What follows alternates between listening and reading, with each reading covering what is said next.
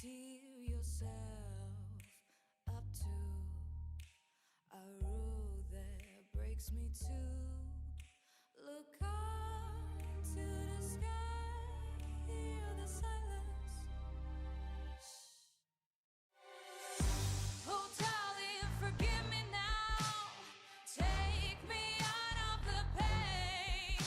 The red is bright, too hard to define. So much despair, so many curses. Oh, darling.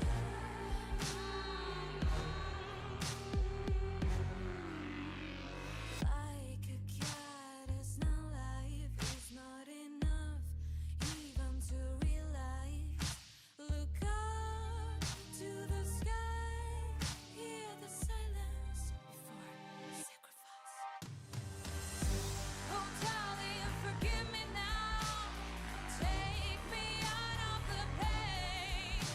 The red is bright, too hard to define. So much despair, so many curses. Oh, darling.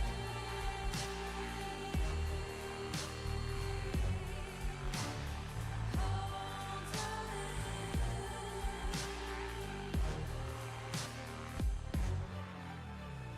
I take danger like ecstasy. Become your worst enemy. Screeching is my melody.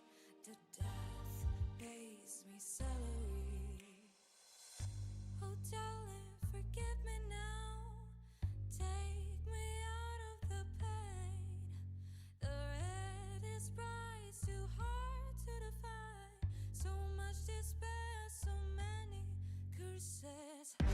Oh, darling, forgive me now. Take me out of the pain. The red is bright, too hard to define. So much despair, so many curses.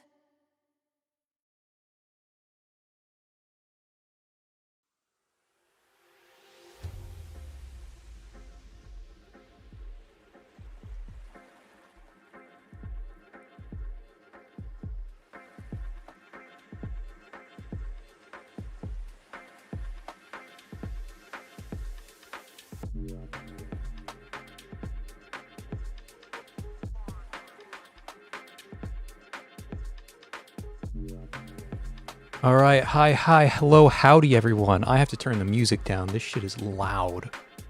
It's also an LL song, which means I'll probably skip it. How is everyone doing today? Yeah, let's skip it. I'm not a big fan of the LL music. I just turned it up to like max volume instead. Everything from that Into the Blue event, wasn't a fan of. Into the Blue was one of the few events that I didn't finish. I skimmed Into the Blue. I am okay, finally Friday. You and me both, man. It's been a long fucking week. It's been a long week. I've been busy. I barely got the Seto video out before Reforge Day. The Seto video is like super late, but hey, I'm glad it's out. Okay, and for those of you who did or who wanted to watch the Seto video, haven't gotten around to, or even already watched it, the voice actor did leave her comment. So if you want to go check out her and her channel, please go check out the Seto video, go down to her comment and check her out. I wasn't sure if she wanted her presence to be announced or anything, but she chose to reveal herself. So yeah, go ahead and check her out. She's a cool person.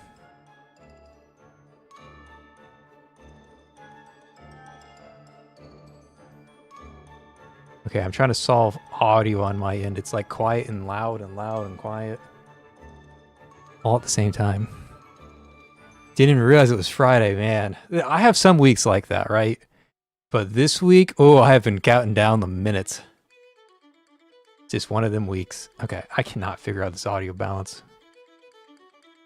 Like, here. Hopefully it's just a quiet song. Okay, it's just a quiet song. Okay, we should be good. Let me know if the audio's off, but we should be good.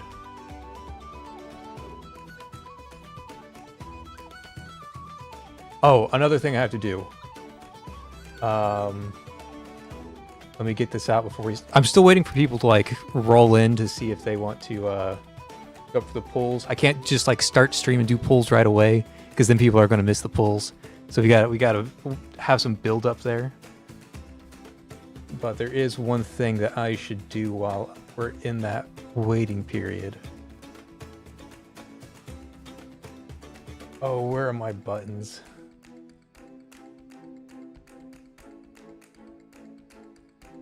This one? That one? This one? We're finding the buttons?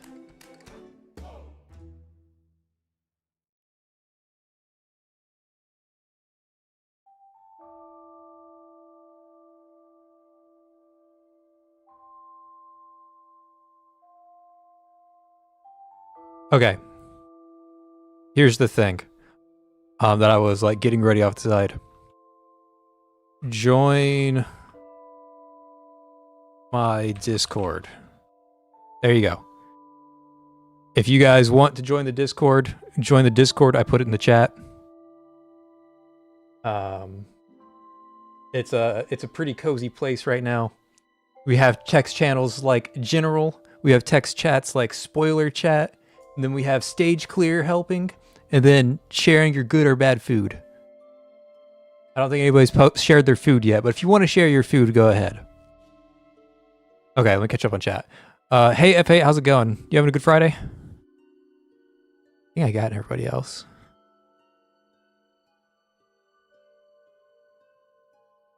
Man, it's almost Christmas. Almost. Not quite there yet, but we're close.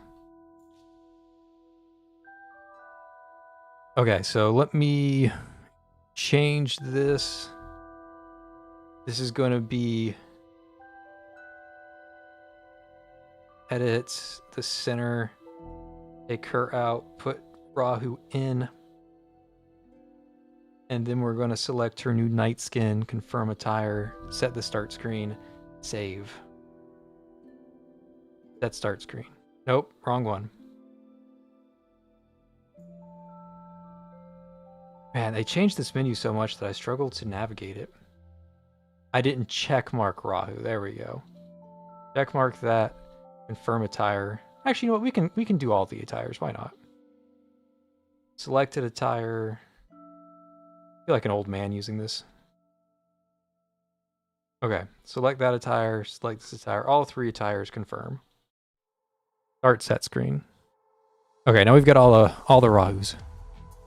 Friday's been very cozy. My Friday has been busy.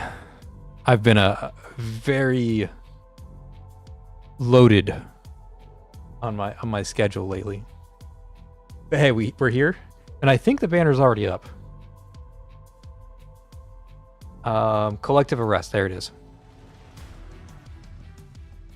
And then select a center. Cool, cool. And we're grabbing Rahu. You want to select Rahu? Of course I want to select Rahu. Okay, so real quick, this collective banner, this collective arrest is pretty huge for me because they actually show me all my shackles here. These are all the old sinners that I have gotten spooked on multiple times. So we can choose Reforged 11, who I have at Shackle 4. We can choose Reforged Serpent, who I have at Shackle 4. We can choose Reforged Adela, who I have at Shackle 3, or my poor Shackle 1 Rahu. So the goal today is going to try and get Rahu, and I'm not exaggerating when I say this. We're going to try and get Rahu to S4. And not because S4 is good. Okay, I want to make that clear. Like, S4 is good, but like, honestly, S1 is her best Shackle, and all these others don't matter. Like, realistically, that's how it works. Like, just get S1 and you're good. You don't even need S1. S1's just like, if you're a Giga Rahu fan like me, then you probably want her S1. And while all these others are good, I'm just a Rahu fan, all right? And I regret not getting her higher Shackles when she first came out. Now's my chance to do it. Wanted to pull for a second copy of Serpent and got Rahu instead. Now you have S1 Rahu. Hey, that's a win. It's a win if I've ever seen one. Oh, let me fix my microphone. Got all of the technical problems today. Minor ones. Okay, there. Microphone fixed. We're good. We're good. Okay, so right now we are at S1. We're going to try and get to S4.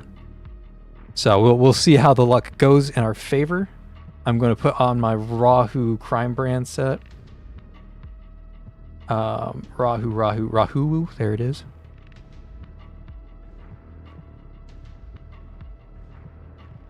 Yeah, all three of these Reforges are actually really good. Adela steals the show by like a lot. Adela's is just like super duper game breakingly strong. But Rahuwu is still very good. 11, while not new, is incredible. And Serpent, while not as strong as the others, is still good herself. So there's a lot of power in this collective arrest banner if you have the materials to reforge. Okay, we're going to go ahead and get started. The first 10 pulls only cost 7 warrants. That's exactly how many warrants I have. The game like counted my warrants and was like, yeah, buddy, you have 4 warrants. Or sorry, you have 7 warrants. We're only going to take 7 warrants, okay? We'll take everything you have, nothing more. 0 out of 80 on the guarantee. First 10 pull. Okay, that was the discounted one, okay? It might have been a minimum pull. Might have been an actual minimum pull. But at least it was just the discounted one. So I can't judge it too harshly. Okay. Come on, double Rahuwu on the second pull. I'm asking for a lot there. Rahuwu did not comply with my request. 30 pulls.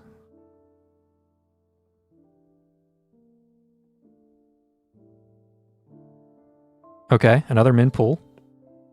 Man, Ariel really likes us today. You got Adela? Hell yeah.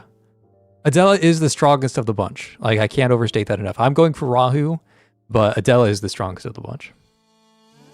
Okay, we're going on 40 pulls. We're nearing actual statistical averages here.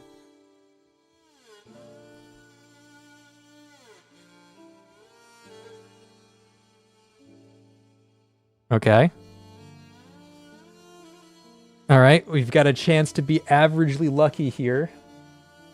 Or we could just be unlucky gamers. I don't want to be unlucky. But let's see where the day takes us. My music is still too quiet.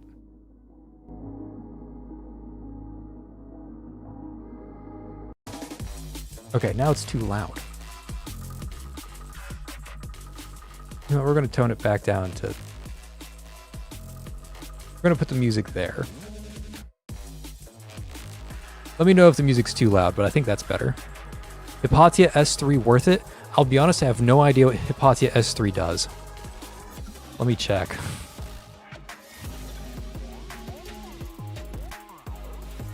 When the Gilded Machia deals damage to the same target with normal attack, the damage increases by 70%.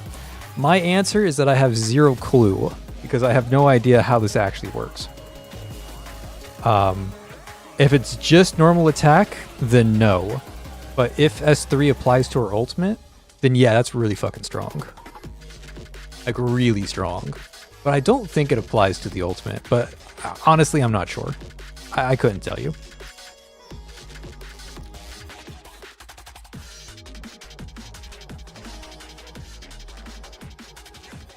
But depending on how it works, it's either super good or super useless. Okay. We're going to our 50 pulls. 50 pulls here on Rahuwu.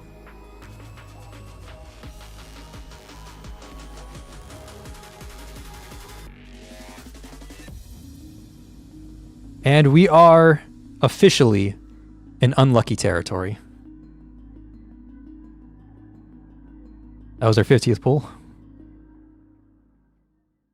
Come on, Rahuwu, you can't hate me that much. I know I didn't S5 you when you first came out, okay? I'm trying to make up for past sins. Okay. Rahuwu. Rahu, don't do this to me.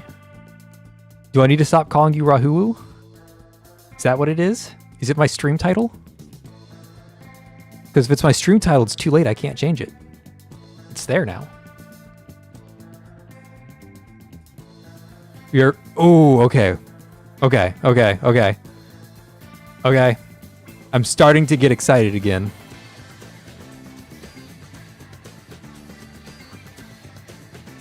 What do you guys think? Rahu? What do you think the chances of it being a Rahu are? That's a trick question. It's exactly 50-50.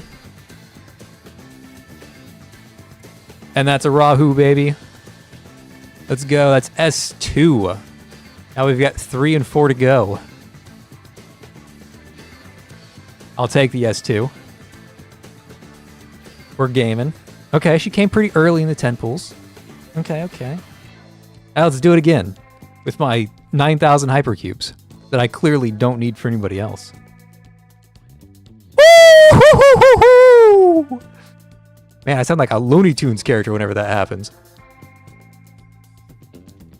Okay. Okay. Okay. Excitement continues to build. She came really late and then she came really early, all right? Well, somebody came really early. I'm not sure if it's Rahu yet. That's an S511. You know, every time I post an Augustus video, somebody complains that my Augustus is S5, but nobody has once complained about my 11 being S4. And now, every time I post an 11 video, they're going to complain that she's S5. Even though nothing happened between S4 and S5, people are going to complain that she's S5 now. Even though it changes literally nothing. But hey, that's exciting. 11 is one of my favorites, so I'm glad that she's here. If I lost 50-50 to anybody, I'm glad it's 11. Okay, okay. Come on, Rahu. You've been hiding in the shadows. But it's time to step up and be the knight you've always were supposed to be. Sound like I'm describing the Batman.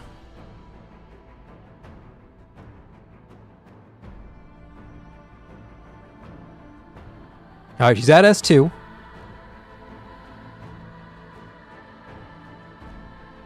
Ooh. I'm starting to run out of hypercubes, guy. I don't think the S4 is coming. We've got 20 more pools. I don't think it's happening.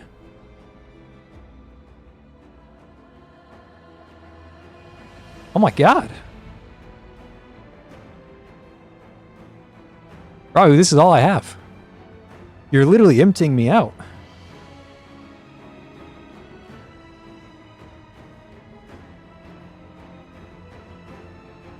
Okay, Rahu. It's kind of rude to empty the wallet, okay? Kind of rude. Those were all of my reserves. Alright, we have to take drastic measures. We have to dip into my warrant exchange. We've got to do it. There's no other way. Grab 16 of these bad boys real quick.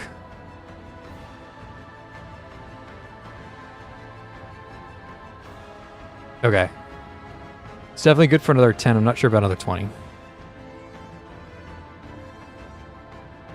Okay, okay, okay.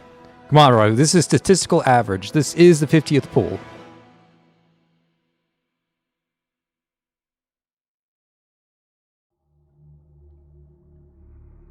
Rahu, come on.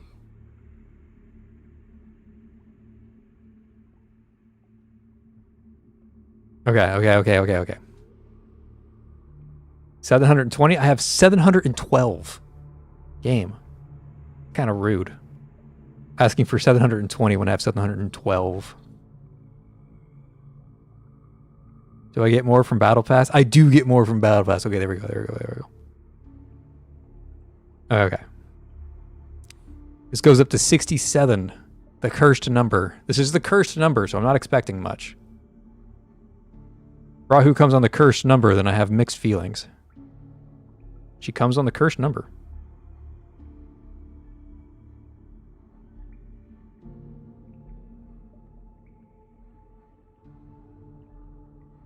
Okay, we know who it is. This is guarantee. Offie came by. Wow, Rahu came deep on this one. There it is.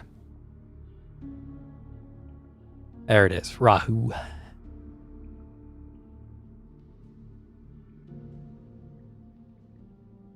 There it is.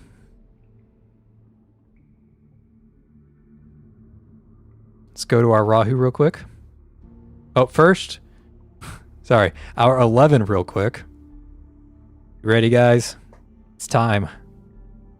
My third Shackle 5 center. Oh, Shackle 5 S rank specifically. Shalom was my first. Then it was Augustus. No. This will be my fourth because I also have Raven. It was Shalom, Augustus, Raven, and now 11. There we go. Do our A ranks real quick.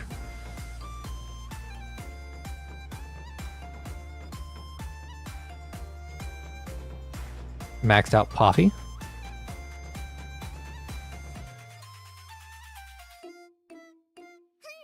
Do Rahu Shackles. Okay, I'm gonna skip Obo's New Year. This is Rahu, not actually. Let's put a Rahu song on. Where are the Rahu songs at?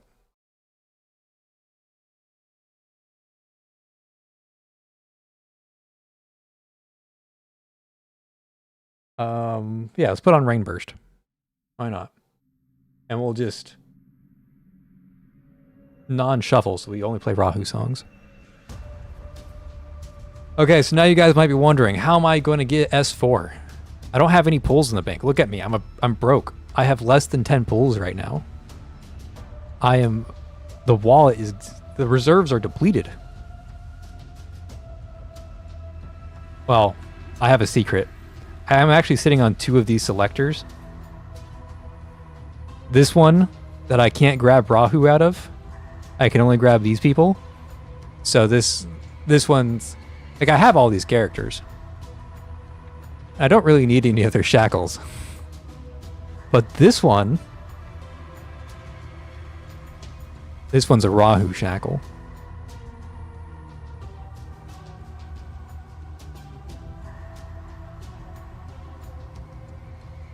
Get the summer shackle? I probably should.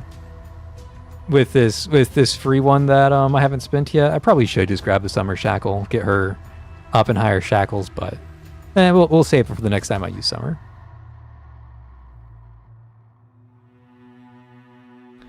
Okay, and that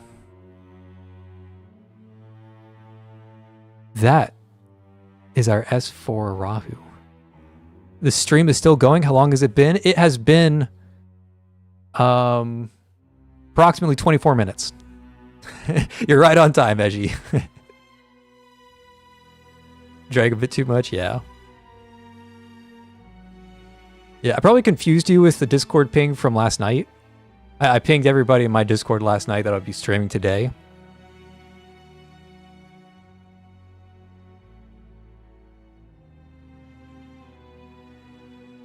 Okay, S4 Rahu. Am I crazy enough to go for S5? No. Yeah, we're going to be doing DPS Rahu for sure. Speaking of which, we have to reforge her. And to reforge her, we need to bring her to level 90. So Rahu, welcome to the fucking club. Damn, that feels good.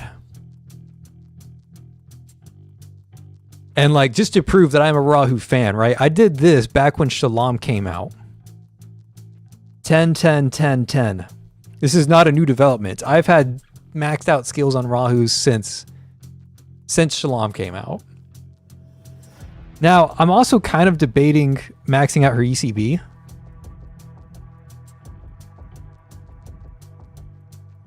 Kind of considering the ECB, but like Rahu's ECB doesn't do anything. So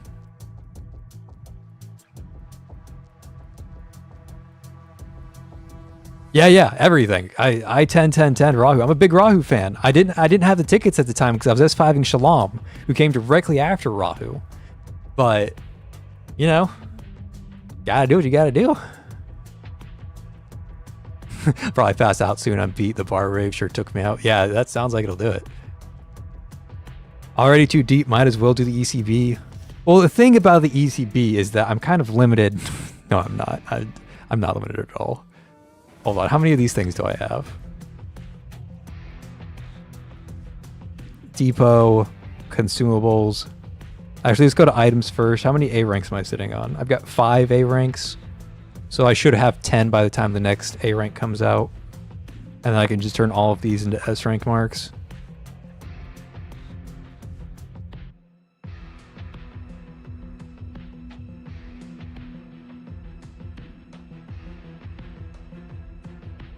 Okay, so I have 73 of these things if I want to give 20 of them to Rahu. It's a choice that I could make.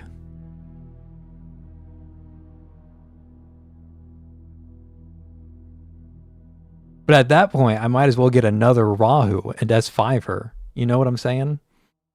So, like, there's got to be a balance here. You know what? Hold on. We'll grab 6 more tickets. And we'll let fate decide.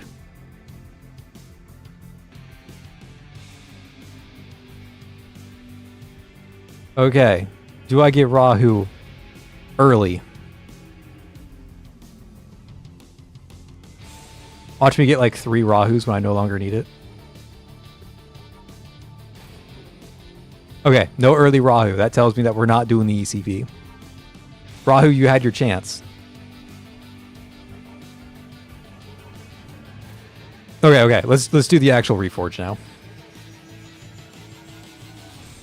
Supply chest, open 11 of them bad boys.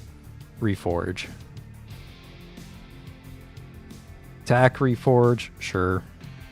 Health Reforge, sure. Arm guard choice. I actually don't know what the... Like, I know what Rahu does, but I don't know the exact translations for all of these individual choices. While Rahu's weapon is an arm guard form, for each allied center behind Rahu, her damage taken is reduced by 5, stacking up 5 times. So this is her tanky tree. And this one, when the weapon is Guardian Blade, HP is only consumed when blocking enemies, and the attack increases by an additional 20%. That is huge! Yeah, we're doing Guardian Blade for sure. Okay, next up. We need more of these infected bone shards. Do I have any to fusion? I have 4 that I can fusion. Going up to 16 of these bad boys. And stage 2. Rahu's battle will marks gained per second from taking damage increases to 12 stacks. Rahu can also absorb 25% of the damage that will be dealt to other centers, gaining battle will marks when doing so.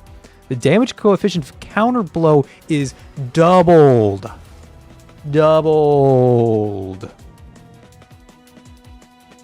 Holy shit, that is strong. The number of battle stacks required for passive payback to trigger counter blow is reduced by 6. The maximum number of battle will stacks is reduced by 18. Okay, I understand. For each counter blow hits, Rahu recovers 3% HP up to 18% per trigger. Those are both really strong. One of them doubles how fast you spin, and the other one doubles how much damage you deal. But also increases how many stacks you can get because you can let your allies be hurt too. These are both really strong. I actually don't know which one's better. Like, honestly, don't know which one's best. They both basically do the same thing.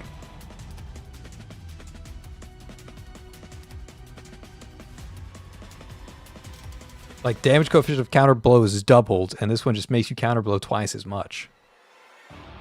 Actually, it's more than twice as much if you have her S1, right?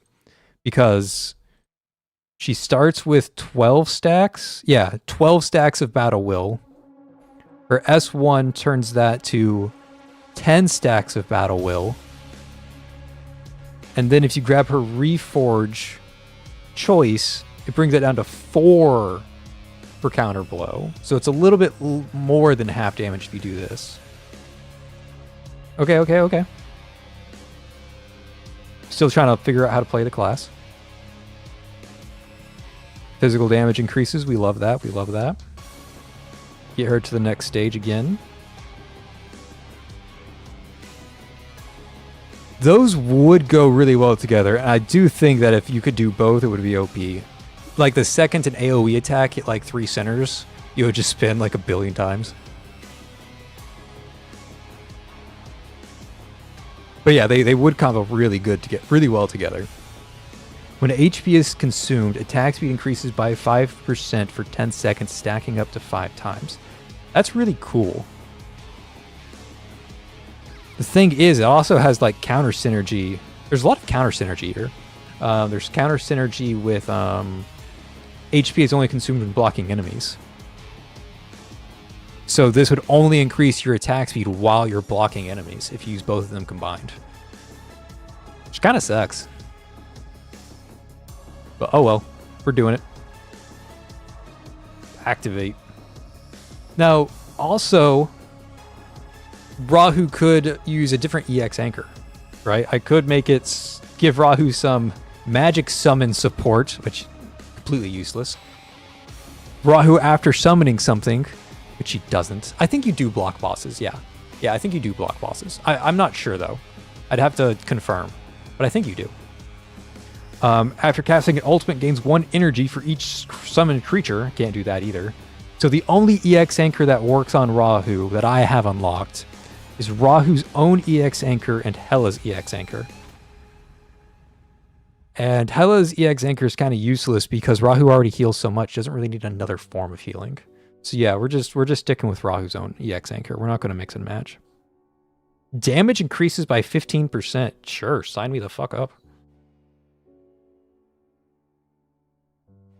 Supply chest here. Supply chest there. Stage 4. Okay, this is why you reforge Rahu right here. This, like, I'm going to be using Rahu everywhere, like DPS damage Rahu too. But for most people, this is why you're using Rahu.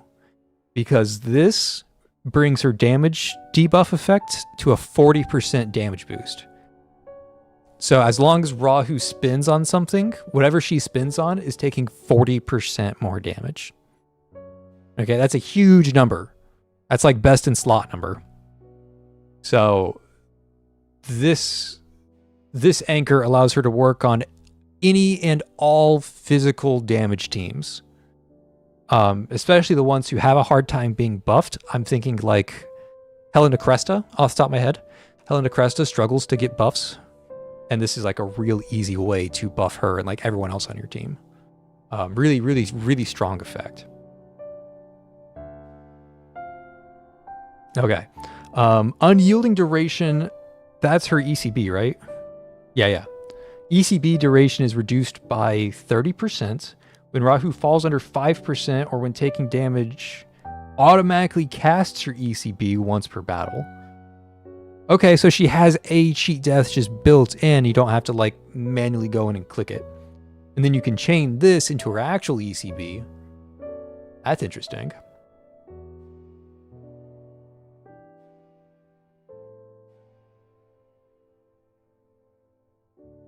And then for every 10% HP Rahu loses, her attack speed increases by 25%. This effect reaches maximum when her HP drops to 40%, and it can stack up to 6 times. Holy crap! That is so much attack speed. 150% attack speed? If she's like actually dying? What are those numbers? Those are insane numbers. There's got to be a typo or something there. My god.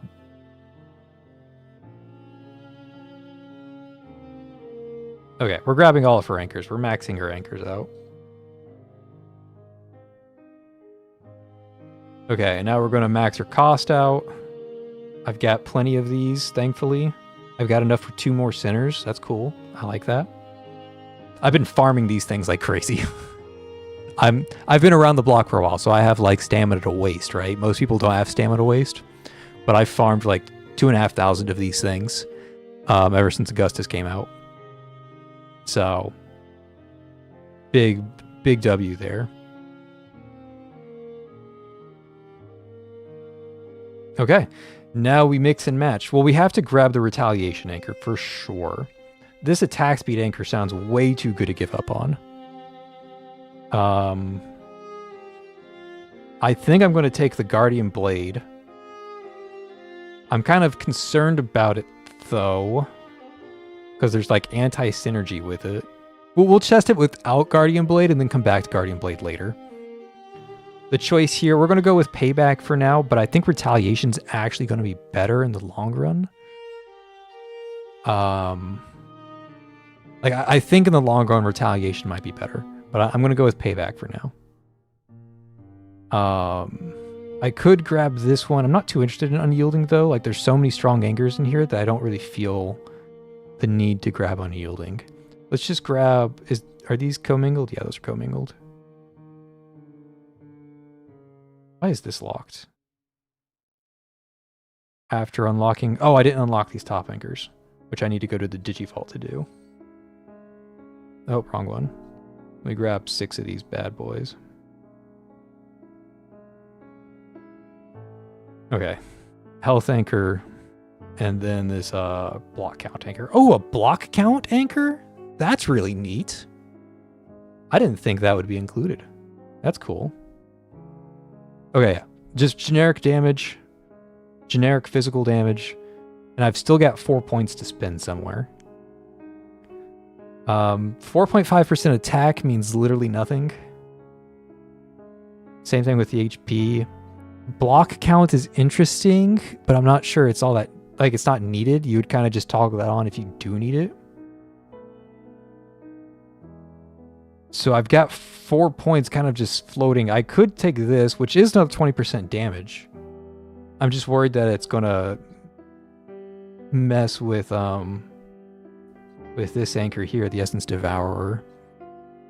So I think instead I'm gonna grab the Unyielding note, and then I'm gonna go ahead and just grab the attack note to max out our tree. The big ones here are your choice of Payback and Retaliation, the Retaliation Reforge, and then Swiftfire. Swiftfire's absurd. Those are the 3 big ones. Everything else you can kind of ignore. Okay, let's go put Rahuwu to use. This song that's playing right now, this is a Rahuwu song. Let me read out the name of the song. Piano Sonata number 14 in C sharp minor, Operation 27, number 2, Moonlight 1, Adagio sostenuto. That's the title of this song. Good luck Googling that if you wanna listen to it yourself.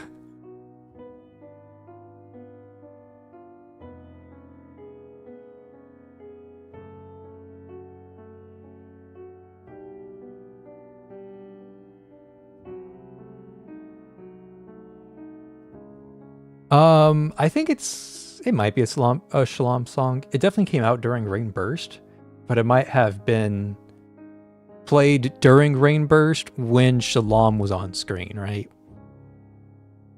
So it might be a Shalom song, but it's definitely Rain Burst. I know that much.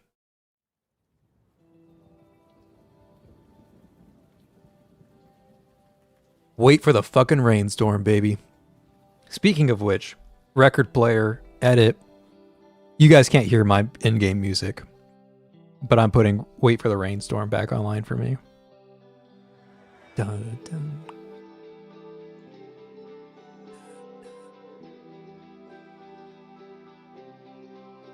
Okay, let's go test her out. I always use the same stage in my tier list videos. So let's go check out that stage over in the Inner Bay, chapter 13-16. Let's see how well Reforged Rahuwu solos a boss. You guys think Rahuwu can solo a boss?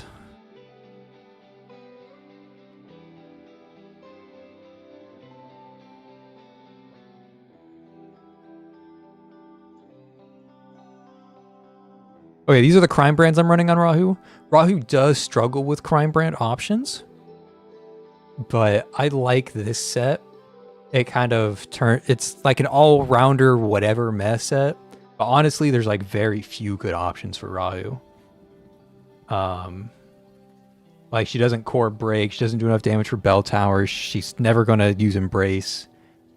She's not an Umbra core unit. Slash doesn't do anything because she doesn't use energy. This stuff doesn't matter. Afterglow doesn't matter. Shackle doesn't matter.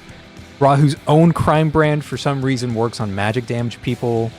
Mask sounds good at first, and you do get the 100 physical penetration, but you can't do anything with the second half because you're just staying in blade mode. You're not like constantly activating your ultimate. Rising Wind does nothing. These are supportive sets. Crit set that she's never going to use. I think the only other set, like the Rahuwu one, I think is pretty decent because like she's going to be wave clearing with her skill damage with her counter blow. City of Sins is just like a good generic set, and then Spawn kind of offsets her HP loss if you keep the HP loss in her. People who use Shura on Rahu, you actually seen that before? Oh god, that hurts to see. But honestly, like I think this is a good set for her. And the other option I would honestly recommend, and people are going to laugh when I say this, I think I would also recommend Ash and Bloom in Silence. Or Bloom and Ash in Silence. Just because it increases her attack by 100. And like that's just good. That's better than having 100 physical penetration, right? Like Mask sounds good on the surface. But this is just a better version of it. Even if you're not using the second half, even if you're not using that true damage, having 100 damage, or sorry, 100 attack is better than having 100 armor pin. So I would say this set that I'm running are Ash, Bloom and Ash and Silence, one of those two. Okay. Let's see if we can solo. Now this, again, we're running S4 Rahu, okay? This is immediately start. Like, to be clear, to be extra duper super mega clear, Rahu's S1 used to be trash. With the Reforge, her S1 is actually really good. Okay, so I would recommend Rahu's S1. Everything after S1 is trash, and you do not need it. Okay, like you get nothing out of her deeper shackles, except the fun of doing this at the start of a fight. That's the only thing you get. You just get to press a button for fun. But that's all you get. Wow, that healing is actually insane. Okay, the damage is a little lower than I thought it'd be.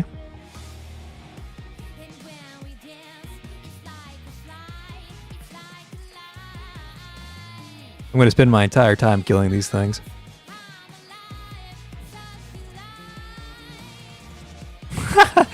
The frequency of the spins is kind of funny.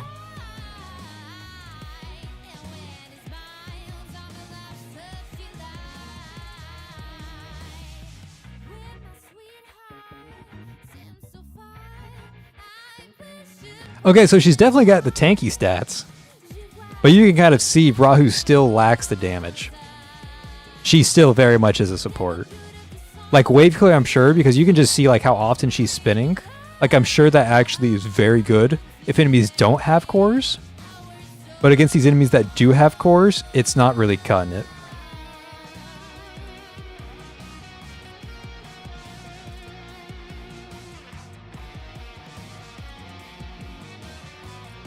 It's funny though. I love seeing her spin like that. This will take a while, yeah. Rahu's not known for her DPS. Apparently still not known for her DPS, unfortunately.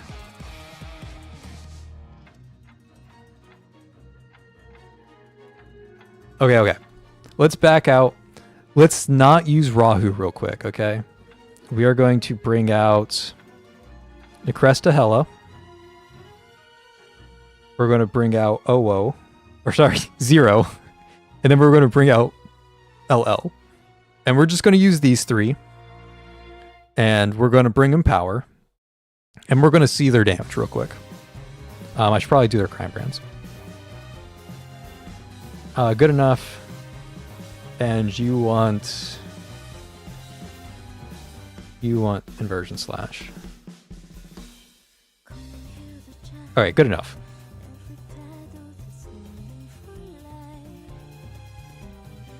Because again, Rahu's primary usage is as a support unit. She's there for the damage amp primarily. So let's let her be able to actually damage amp. Let's get this ultimate going. And now we can do the damage comparison.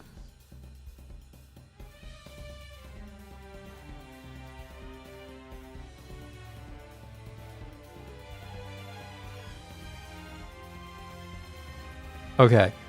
When Owo's ultimate chain finishes, we're just above half. We're at like 55, 52, 53%, just above 50%.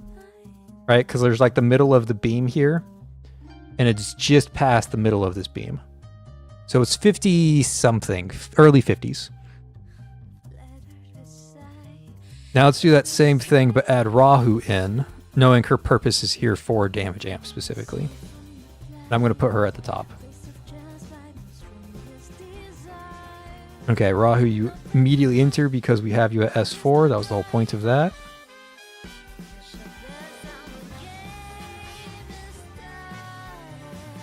We wait for Hela to enter her ult. I've definitely done the timing on this differently. Hold on, my timing is way off. Zero's ultimate state was wearing off by the time the boss spawned his stuff.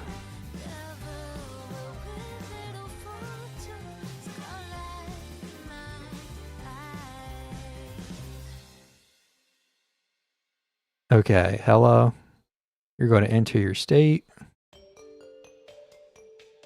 And now we chain ultimates.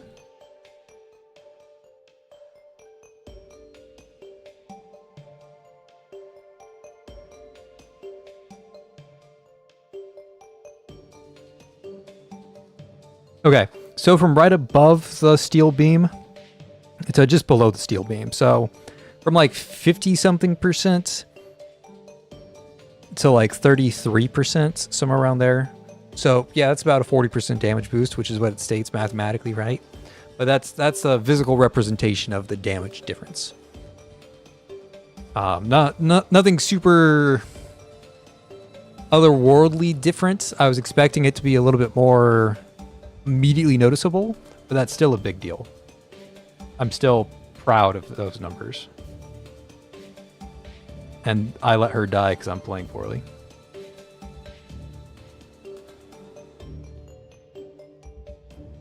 Okay.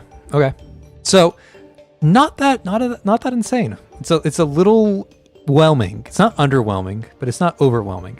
It's just whelming.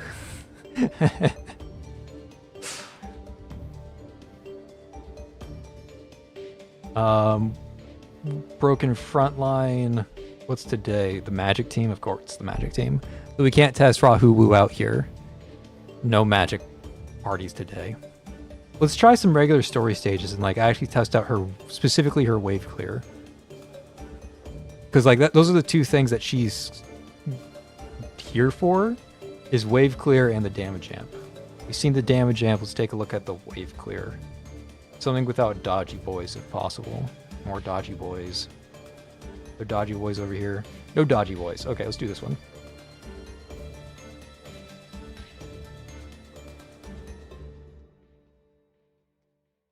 There is a new mania training, yeah.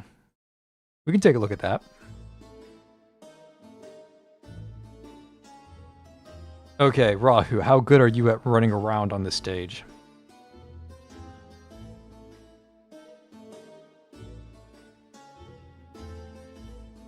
I thought this person was ranged, I'll be honest.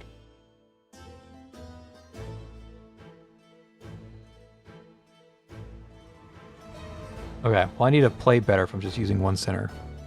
That much is for sure.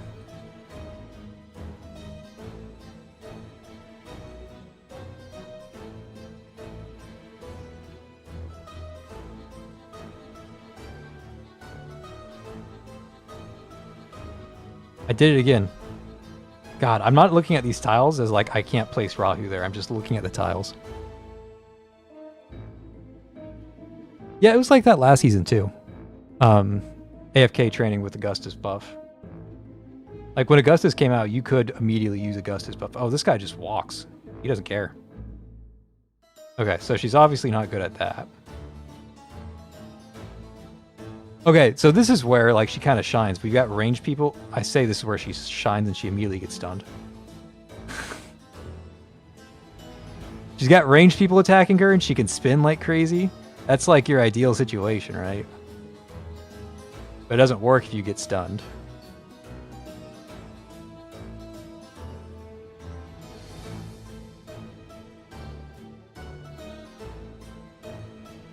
Okay, so it's cool, but honestly, a little whelming. I'm sure if I try that again, that same exact stage, but bring 2 people so I don't have to run back and forth blocking, that it's like a better time.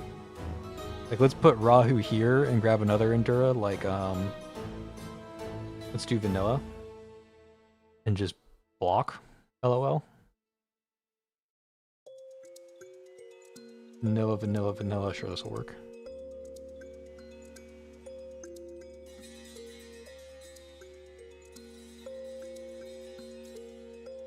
Okay, let's just times 3 and watch Rahu spin a bunch.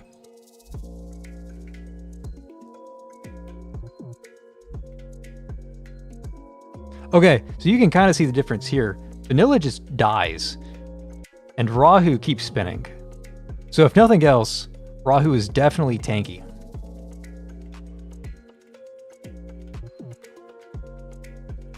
Even in Guardian Blade mode, like, right? I don't have the defensive talents. This is a pure offensive Rahu, but she's still very tanky.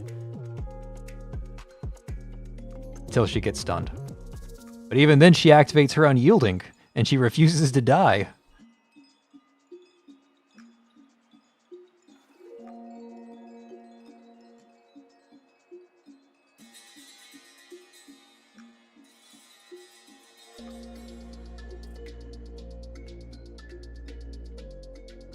Okay, so ultimately, my evaluation of Rahu that I was super excited for and still am super excited for, my honest evaluation, I am very whelmed.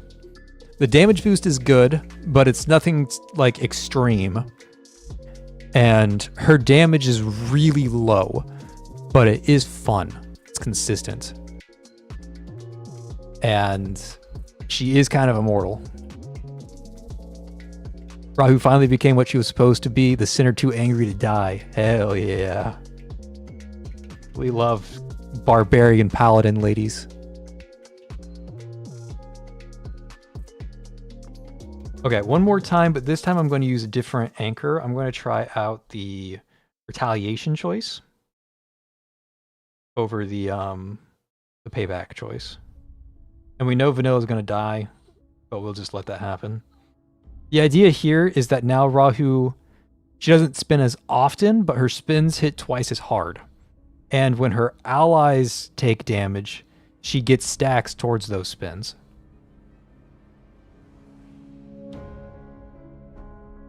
Okay, so you can see her immortality is much lessened here.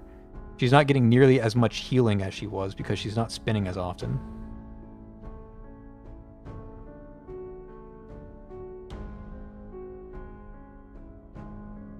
So like your Reforge choices actually matter a lot here.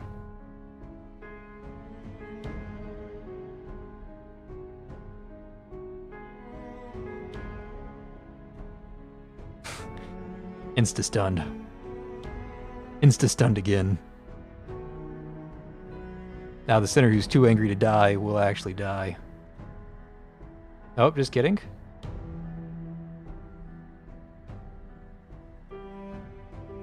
She's doing it?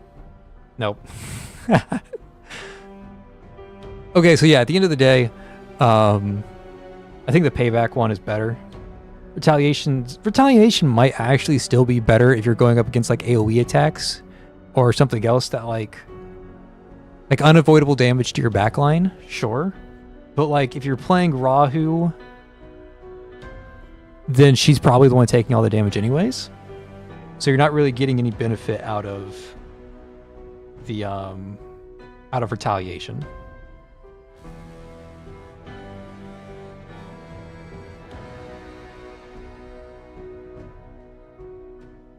So I think you just go choice for the most part, because it is, if you have S1, it's more damage. If you have S0, then the damage is actually the same between payback and retaliation. But at S1, payback is more damage. And it's also more chances to proc healing. From...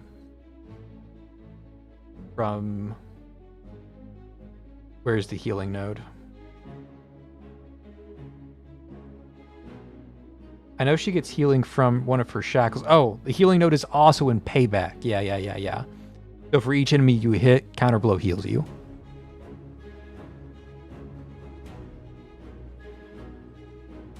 Wouldn't the receiving stack from allies be better since your other sinners are guaranteed to take damage? If they're guaranteed to take damage, maybe. So, again, two things to note here, right? When we're talking about this, she starts off with 12 stacks to use her counter blow. With her shackle, that turns into 10 stacks. So when we're talking about payback in the context of S1, this reduces it by 60%, not by 50%. Okay, so that's a little bit of that's a difference, right? Going from 6 stacks to 4 stacks, pretty huge. Right, it's 33% more spins going from 6 to 4. The other thing to note here is that since this is 4 versus 12, if we're talking about the context of...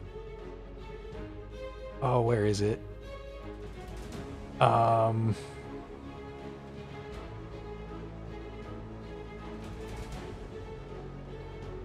Where is it? Is it in her Mania Intensify? No. Is it in her ECB? Yes, it's in her ECB. When the weapon is in Guardian Blade form, Rahuwu gains an additional stack of battle will mark after dealing damage with her normal attack. Okay, so in the context of her just normal attacking, she gets 4 normal attacks off and she spins with payback, whereas she needs 12 to do this. So this is like 300% damage after 12 attacks. This is 200% damage after 12 attacks. So there's, in the context of S1, payback is mathematically more damage and mathematically more healing, because retaliation doesn't heal at all. So I think payback is like the clear-cut answer if you have S1. If you have S0, then the conversation becomes a little bit more nuanced. But I think payback is just better at specifically S1.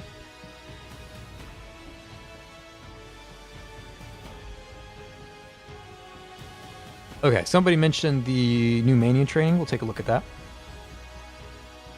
Oh, the stable Mania training. Yeah, I forgot that. We have to go through each and every single difficulty again. Oh, boy. What do we want to run? Just Empower? Sure. The cool thing about Rahuwu is that she works with all physical teams. So we can run her with pretty much anybody. We can run her with Necresta Hela. We can run her with the new Adela. We can run her with like the upcoming Zoya. We can run her with Nox. Like any physical damage there, we can run Rahuwu there. So Rahuwu does have that flexibility. And while I do find her Reforge to be rather whelming, I think her flexibility is going to help a lot with her usage. You'll see me using her a lot, just because 1, I like her, and 2, I like flexible people. But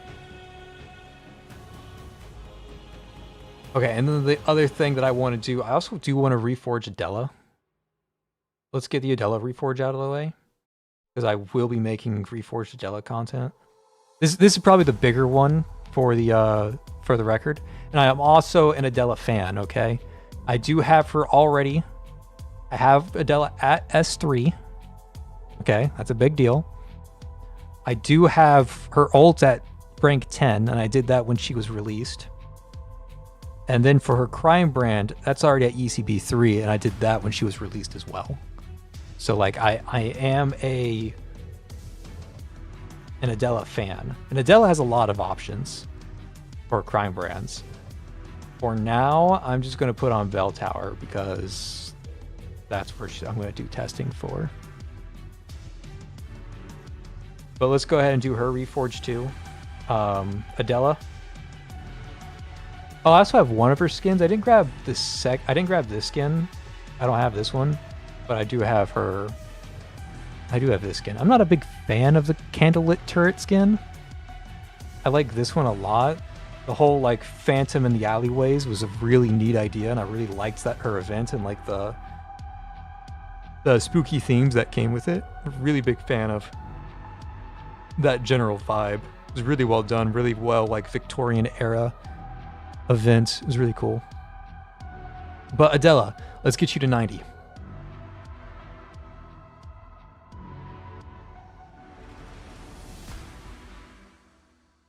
Oh, she just gave us a peace sign? Wild.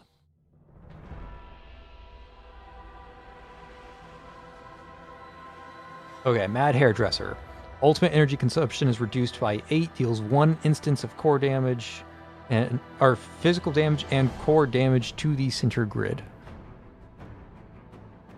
Yeah, Adela's VA is good. Her event is what sold me, right? Like I wasn't that excited for her. And then like her event came out, I was like, holy shit, this is a cool ass event. Maximum shears stack limit increases to 45 after casting the ultimate. Adela gains 30 stacks of mad shears. Okay, so this is like never run out of mad shears, and this is core breaking. I think the top one is just numerically better for a lot of reasons. One, because this helps her work in Umbra Core teams. Like Adela works very well in Umbra Core, and this just makes it really, really good. I'm curious when they say to the center grid, do they mean like the very, very center of the grid? Do they mean like just that one center tile, or do they mean like the center row? I imagine it's just the center tile, right? Angel suffers the same treatment. Cool character, niche, or bad performance. Yeah, I would say niche. I still think Angel is strong. It's just now that we have like the Cresta Hella and Seto, like what is Angel doing? Angel was supposed to be reset when all these cores broke, and now we have Sinners who reset when all these cores break. So Adela's struggling to keep up with. Angel is struggling to keep up with the more recent releases, specifically Cresta Hella and Seto, just because they get so much value off of breaking cores. What's the point of getting value out of Angel when she breaks cores? Like, it's just doesn't keep up as well. So that's a little disappointing, but yeah. Okay, so yeah, I'm going to go with this one. I think it's just numerically better. And then I have more purples to waste than I do blues. Surprisingly. Go to the Digivault and just buy a bunch of blues. How many blues do I have to spend? I've got 20. You can buy all this up real quick.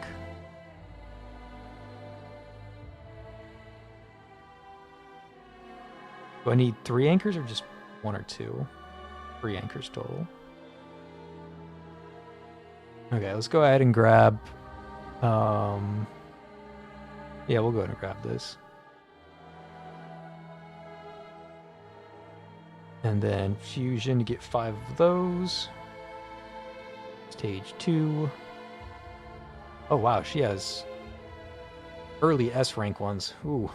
The maximum stack limits of passive Farewell Misgivings buff effect increases by 8, now lasts the end of battle. Each stack additionally increases Mad Shear's damage by a number. Passive Hair and Blade cooldown time is reduced by 0.5 seconds. After triggering attack, increases by 20% for 3 seconds. Additionally, gain 1 stack of Mad Shear. I have no idea what that means. What is Blade and Hair? Blade and Hair increases crit rate.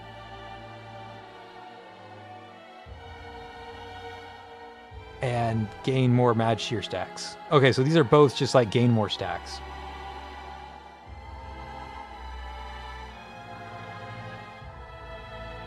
Yeah, gain more stacks with a small buff to damage. And this one is your stack. You can stack higher and do more damage. Okay, so this is more damage, this is more stacks. Well, I want more damage, right? Don't really want to be spending that many S materials.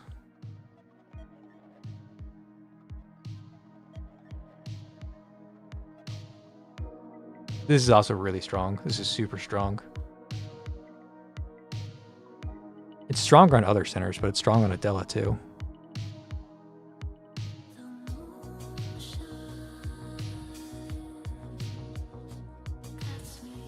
Okay, farewell misgivings. I just want to make sure I'm understanding what that is. For every 3 stacks of mad shears that Adela consumes, increases her crit damage by a ton. And it stacks up to 8 times. So this lets it stack up twice as much and gives us more damage for each one of those stacks. Yeah, that's huge. Okay, we're doing this one. I need 5 anchors in total to grab this. Physical damage, normal attack, we're doing physical damage.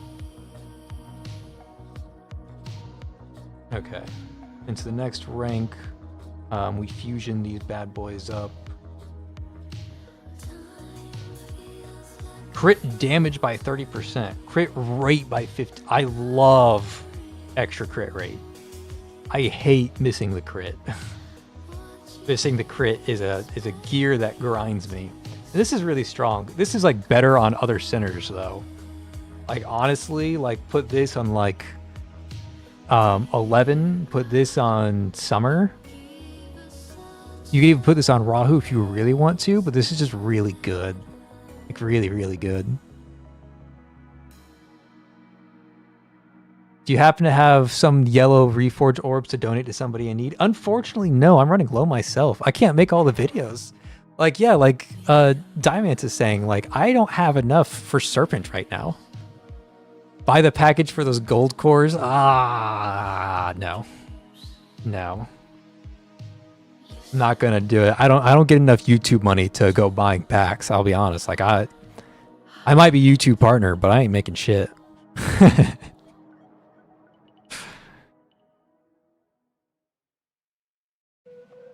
Skill damage increases by 100% of her normal attack damage bonus. Holy fuck, that is so good. Fog Stealth is now guaranteed to crit, and its cooldown time is reduced to 8 seconds. By 8 seconds, not 2 8 seconds, by 8 seconds. Crazy fucking good. Jesus. These are all phenomenal.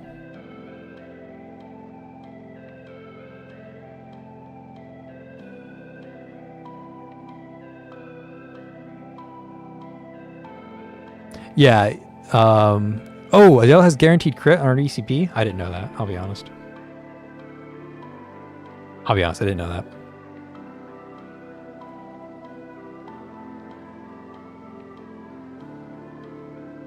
Oof. Spending a lot of purple boxes there. It's got to be done. Okay, grab this. Oh yeah, Fog Stealth is now guaranteed to crit, sure enough. And then if you need both of these, right? If an enemy is killed during Fog Stealth, the exclusive crime brand switches to Final Strand. If no enemy was killed during Final Strand, the exclusive ultimate switches back to Fog Stealth. Final Strand has a 1 second cooldown after each use. And that one just like infinitely resets, right? Adela charges up her shears, moves to a designated grid, and performs 4 attacks. Each one deals physical damage to a single enemy. Damage coefficient is 50% of Fog Stealth. This counts as normal attack damage. Crit. Prioritizes enemies with the lowest health. So this is the boss DPS one. And this is the... No, this is... Man, I know she has a horde clear one and then a boss killing one. To a single enemy within skill range, the damage is 100%. This counts as normal attack damage. Guaranteed to crit, and prioritize elites and bosses. So this is the boss killing one. Soundless execution. And Final Strand is the wave clearing one.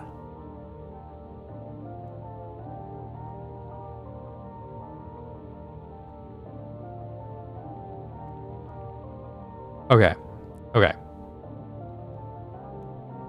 First one is mobbing, second one is boss. This is so dense to read, and I think it's just the way they're using keywords. Like, I struggle to read the keywords because it's just so much text. Okay, yeah, we need both of these, though, at the end of the day. And we'll start with the boss one. And then I need more cost. Let's spend a crisp 10 real quick. Not break the bank, even though we'll probably activate all of these in a second. She has the guaranteed crit, so this is just better than the one that I unlocked. Do I need this? Cost limit increases by 3. Yeah, I need that. So let's go ahead and grab that crit damage one. And then I should grab at least one more. The problem is that if I spend any more of my yellows, I'm not going to have enough for another Reforge. I won't be able to Reforge Serpent. Like, I have to limit myself here, right? Like, I'm not even sure if I have enough for Serpent, to be honest. So I'm going to go ahead and... Oh, I can't do this because I don't have enough materials for it yet. Yeah, you can kind of see my pickle here. I'm gated by the materials. Okay. Let's take a look at what we want. Definitely want this one. Just to get her online faster. Spam a little harder. We definitely want this one because that's just insane damage. Okay, so let's go ahead and unlock 2 more. And let's activate Farewell Misgivings. Okay, how many more of these do I have to go? Just 2. So I could grab 2 more and grab like crit damage or something.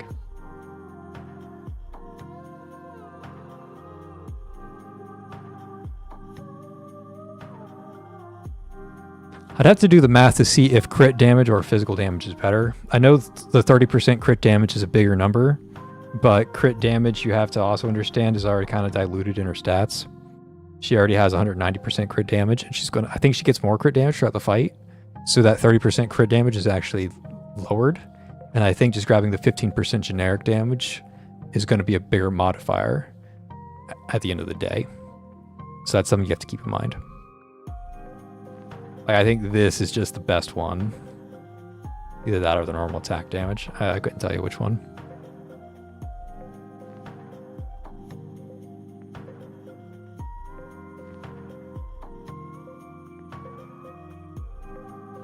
Okay, it's 200 to get those last 2. Let's go ahead and do it. Okay, physical damage, we'll take it. And that's what we'll rock for now. Well, L. Oh, hey, since Silver's here, Silver, I posted this earlier in the stream, just so you know. But since more people are here, join the Discord. Silver has loose cannon privileges, so don't piss Silver off in the Discord. Other than that, do whatever you want. But yeah, join the Discord. We have a Discord. It exists. I share stuff there and talk there occasionally when I'm not busy at work.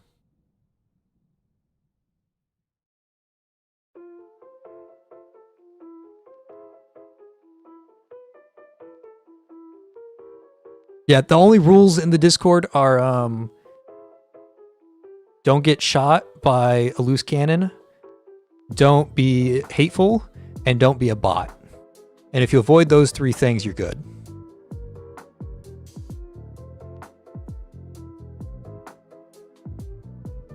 Okay, so not fully reforged because again, reforged materials are rare. But this will work. We have the boss killing build on now. Let's go test out against the boss. We already tested out Rahuwu, but let's see what she does. What Adela does on 1316.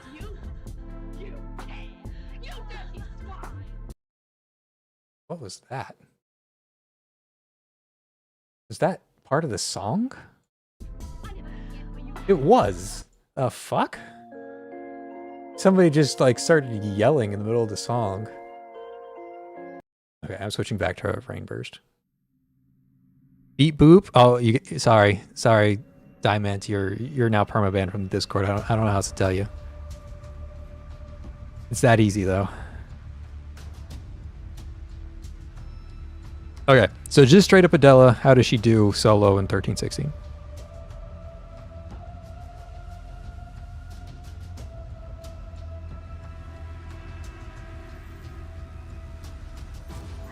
Let's try and stack up her passive a bit. And then can we kill the boss before the stage ends? 1 ult, 2 ult, 3 ult, 4 ult, 5.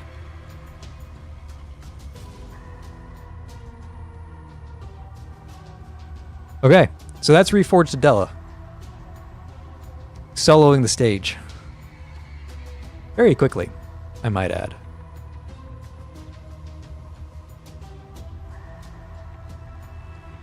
Now, I'm going to do that same thing, but now I'm going to bring Jelena. Going to do that same thing, but now also Jelena. That was pretty close, honestly.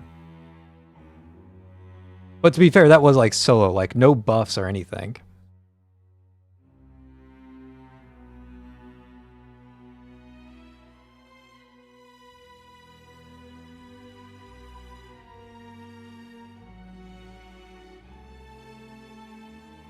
Okay, get a few stacks in there. And let's go ahead and kill this guy. Activate Jelena ECB. 1 Adela ult. 2 Adela ults. 3 Adela. Oh my god, that's crazy damage. And that's what Reforged Adela does. She kills the damn thing. Crazy damage. What the fuck? Oh, let's try and speedrun that real quick. Like if I just like push the pedal to the metal, how fast do we kill?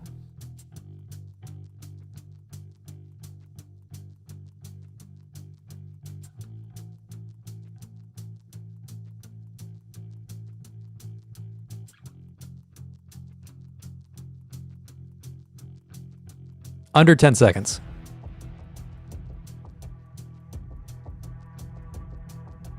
Under 10 seconds. I have not had a single dedicated team beat it under 10 seconds, except for Reforged Summer and Shattered Blade. Shattered Blade and Reforged Summer were the only 2 dedicated teams that could clear the stage under 10 seconds. And now, Reforged Adela is duoing it in under 10 seconds. What the hell? Okay, let's try to pump the numbers up a bit more. Let's bring a full-fledged squad real quick. Rahuwu can buff damage. Who else buffs damage like super early on in the fight? Nox can reduce defense, but I don't have a Reforge, so it doesn't really matter. Ooh, Corrin can rip his armor apart. We'll take her. Infer could work if we also bring somebody with energy. And then LL works. Okay, so we need one of our people here to bring energy, and I think it'll be Corrin who brings energy. Immolation Ignition, grab that. And then Corrin, you are going full support. I'm also going to make you hold Nightmare Revelation.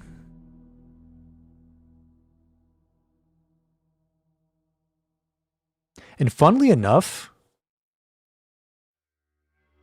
this is a neat fact here. If you have, which one is it?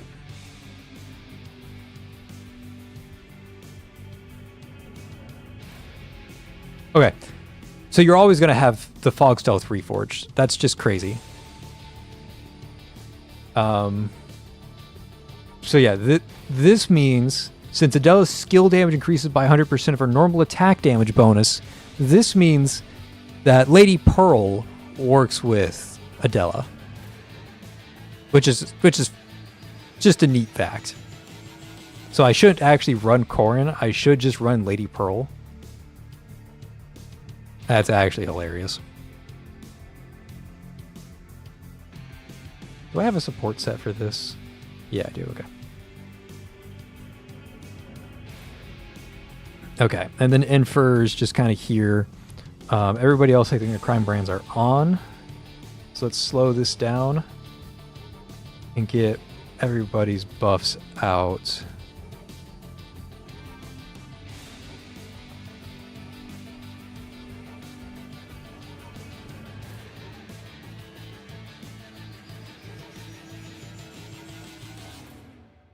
Holy fuck. Almost one-shot it. Almost one ECB. Holy fuck, 6 seconds. That is numerically stronger than Shattered Blade. That is numerically stronger than level 70 S5 Shattered Blade. 6 seconds is my best time so far.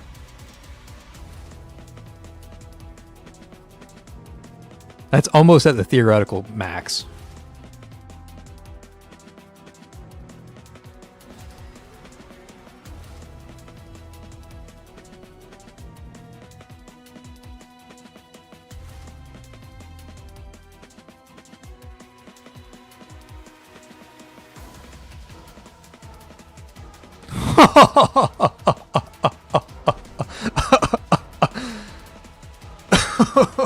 I'm pretty sure if your fingers are fast enough, you can get that down to 5 seconds. I'm pretty sure you can do it. Hey, Green Scenery, is Rahu good now? Yes. I found her to be very whelming. I thought I'd have a lot of fun with her, but she's just good. She's not great. I was hoping she'd be phenomenal, but she's not phenomenal. She's good. What makes Rahu good is that she's flexible. She fits onto pretty much every physical team, and she provides a 40% damage boost to those teams. So Rahu is just 40% more damage just for having her on the team. But again, she can be on any physical team, and that's what makes her so good. It's the flexibility there. Let's see if we can get it down to 5 seconds. I think we can. My fingers just have to be faster.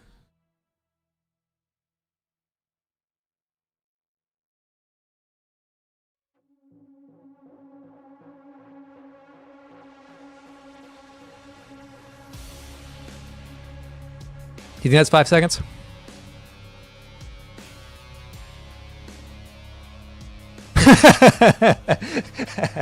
Five seconds. And Julie doesn't even spawn until like second 2. When does he spawn? I'm watching the replay of my stream. Julian spawns at about 2.5 seconds in. So Reforge Adela kills him in 2.5 seconds. Jesus, man. Holy crap. What did they do to Adela? Holy fuck. I have S1 Rahu. Should I reforge her? Yes, I would recommend Rahu reforge at S1. Let me show you the good anchors real quick. Just because with S1, Payback is numerically stronger than Retaliation. They both sound good, but at S1 specifically, Payback is better. It's also healing, so it's also a little bit more like friendly. You don't have to like try as hard with Payback. You're allowed to make some mistakes because she's just going to heal them off. So I recommend Payback. If you want an easier time, taking the Guardian Blade is very nice because HP is only consumed with blocking enemies. So your Rahu isn't just going to like bleed herself out. And then the ones that are really, really good, the Retaliation Reforged is why Reforged Rahu is so strong. Because this takes her damage amp and makes it almost 3 times as strong. Like that's just crazy. And then you also want Swift Fire. If your Rahu is taking any damage, she gets like crazy attack speed. This one's a little bit less important than the others, but this is like all the others are like top tier priority. This one's like tier 2 priority. But yeah, those are the shackles are the anchors I would recommend. Guardian Blade because it makes it easier to play. Payback because that's just crazy. And then retaliation so that Rahuwu is the support that she's always meant to be. Everything else, kind of pick and choose as you want them. Like this probably isn't optimal. I probably should be grabbing Guardian Blade, but I'm not yet. I'm trying to figure out if I need Guardian Blade or not, which I think I do.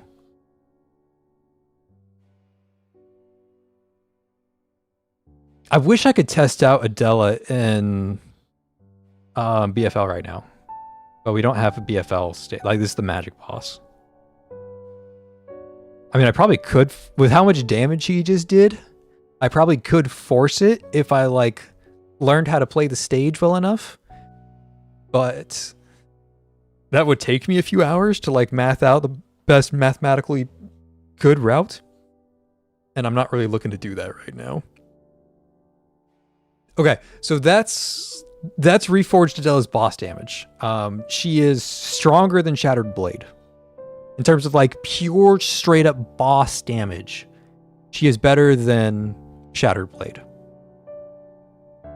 But how does she compare in just regular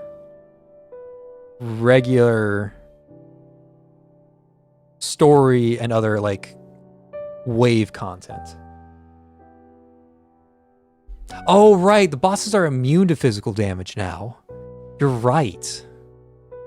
I forgot about that change. Oh, that makes me a little sad.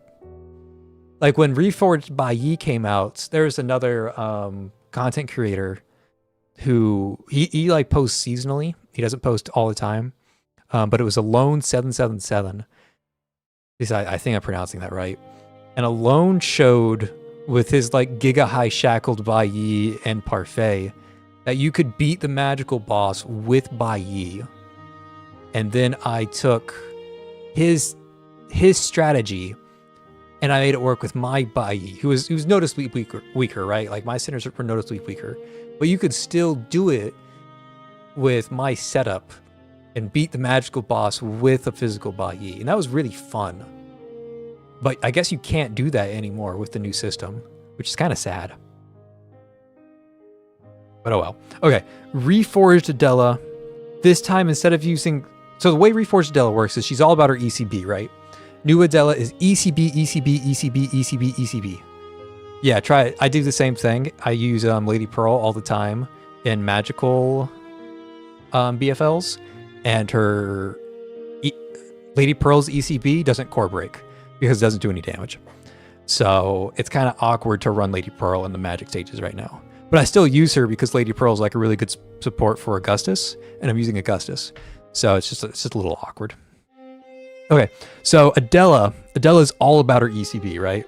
Like all of this Reforged stuff is cool, but what really matters is this last strand here with the Fog Stealth Reforge. And then your choice between this top one, wave clearing, or this bottom one, boss damage. Okay, and you do have to choose. You only either clear waves or clear bosses. So you do have to swap between these two. But we're going to take the wave clear one and try her out in story real quick.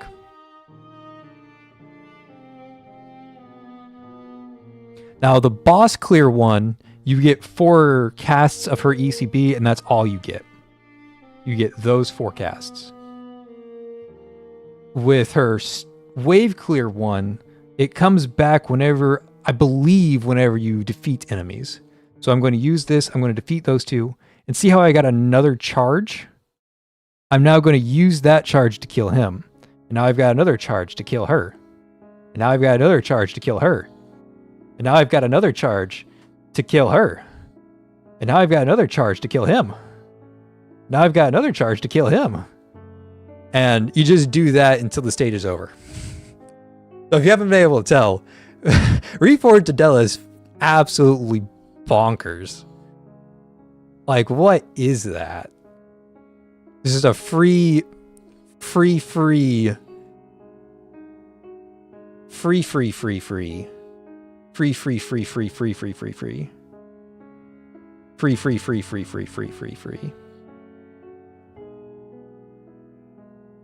Just do whatever you want.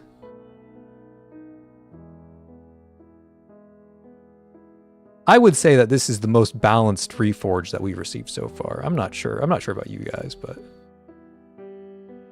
Oh, I got shot. Okay. If I avoid damage a little bit better, I'm pretty sure she just solos this entire stage by killing everything instantly. I'm not even using good crime brands. My crime brands are bad right now. I've got like start of battle crime brands, which is good for the start of battle, but it's not good for the rest of the stage.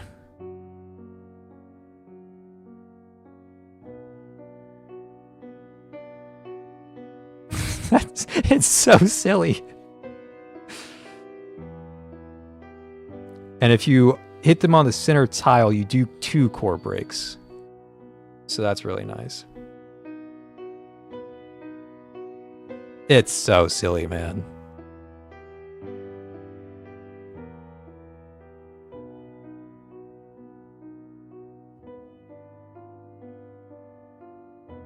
That's so silly.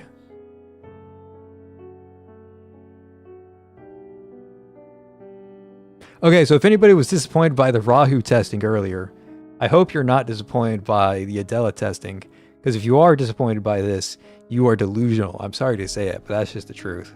Like, this is game-breakingly strong. Of course, I got stunned somehow. I thought I was behind him. I didn't think he would proc the stun on me. But it doesn't matter, because Adela is so crazy strong. Jesus. What is that damage? Like, you can see her auto attack still hurt, right? Like, that's good damage. But it just doesn't compare to her spamming her ECB. Like, why would you do anything else when you can just do this?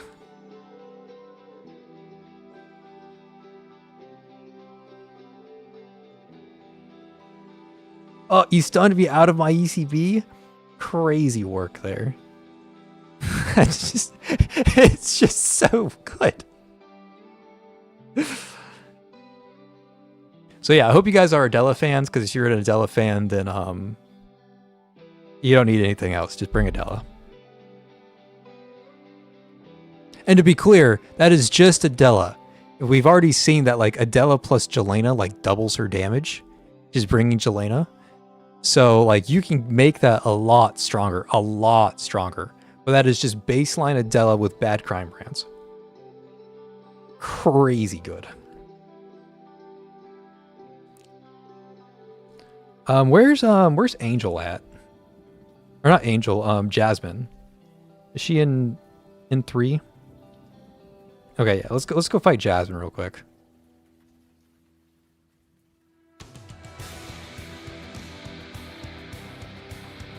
Now she can actually take down attack helicopters. That was the funniest scene they ever released in Path of Nowhere. Just like, they go down into this middle of nowhere town that like nobody's ever heard of, and they bring multiple attack helicopters to fight one person with a pair of scissors, and the lady with scissors wins. It's just the most hilarious part of the story. Okay, so again, Adela does have to choose between wave clear or boss damage. So we're going to switch over to boss damage. Okay, with the wave clear, she got her ECB back whenever she defeated an enemy. Now she just has 4 uses of her ECB. Okay, so she does not go infinite here.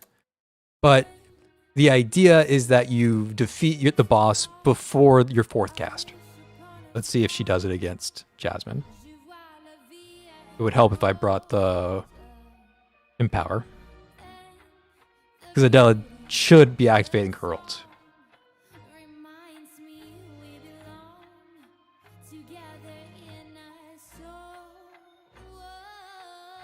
Okay, so I get 4 casts. 1, 2, 3. It's not going to be enough. Oh, let's wait this out a little bit.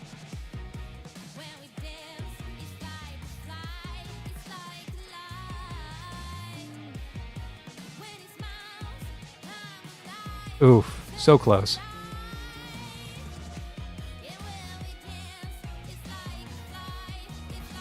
Okay. So not quite enough to defeat Jasmine with just the ECB, but what if I slide in Rahu?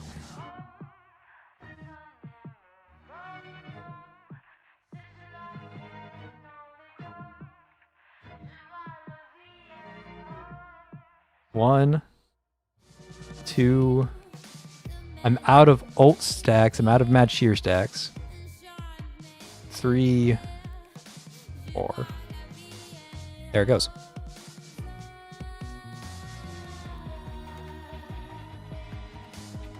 So yeah, you can say that Reforged Adela doing 1.3 million damage in about 8 seconds. Turns out, pretty good. Turns out, Reforged Adela is a good center. Are you looking forward to Reforged Zoya? Yes. I'm not sure if you've seen any Reforged Zoya gameplay, but she's basically like power crept Corrin. Like Corrin if she was made in modern day. And it's pretty good. There's a little bit of like discussion to be had with Reforged Zoya, because so much of Zoya's kits, like power budgets, is spent in Zoya's new ECB. Zoya has a brand new ECB, and that's where a lot of her power has gone. So a lot of people are having discussions on like how good a once per fight ECB nuke is. And it's pretty good, but you know, there's a discussion to be had there. Looks like Rahu's Reforge is really just part of Adela's Reforge. Honestly, yes, honestly. And okay, so another thing. Adela can now break 2 cores with the center tile of her ult. And she also has like a 1 core break AoE, right? So if the stage allows it, Adela can really not really consistently, because the stage has to allow it. But if the stage does allow it, Adela can easily get max value from Parfait. So Adela can be your primary DPS in like a Umbra core team, which means you would just run. Here, let me show you what an Umbra core setup would look like. I have to also find a boss that would work. What boss can I break a lot of cores with? Probably Noctura. Holy Mother.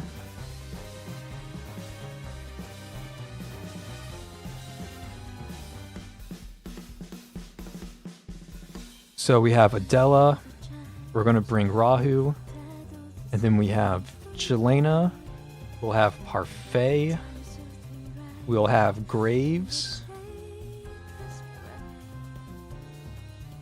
And then you have a lot of choices for your last slot. You could bring like Necresta Hela to keep going strong. You could bring LL to make this crazy. You could bring Shin for some healing. You can kick out Rahu and replace her with somebody. Right? There's a lot of directions that you can take this team. I would recommend LL. And if you can't fit Rahu, like you need to bring Shin or something, then you can do that too. But I'm going to recommend LL for this. And the whole idea of this is that just like every other Umbra core team, your damage dealing Umbra is going to break all the cores, and then you're going to go crazy. So let's see what that looks like on this team.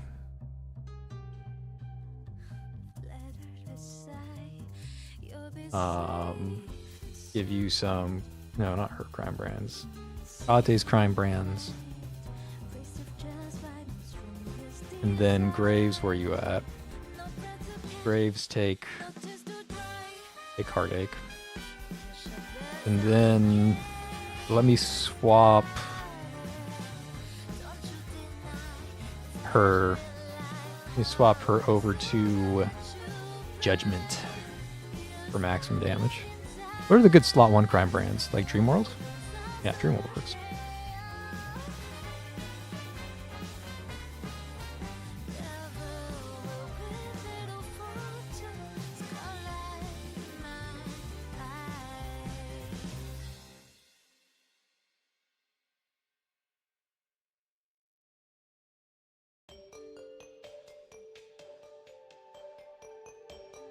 Oh, I forgot about that. Okay, we're just waiting for the cores to spawn right now. I should probably like move Adela off to like stop DPS, honestly. Like same thing with Graves. Okay, so there's not 6 cores. But there's almost enough.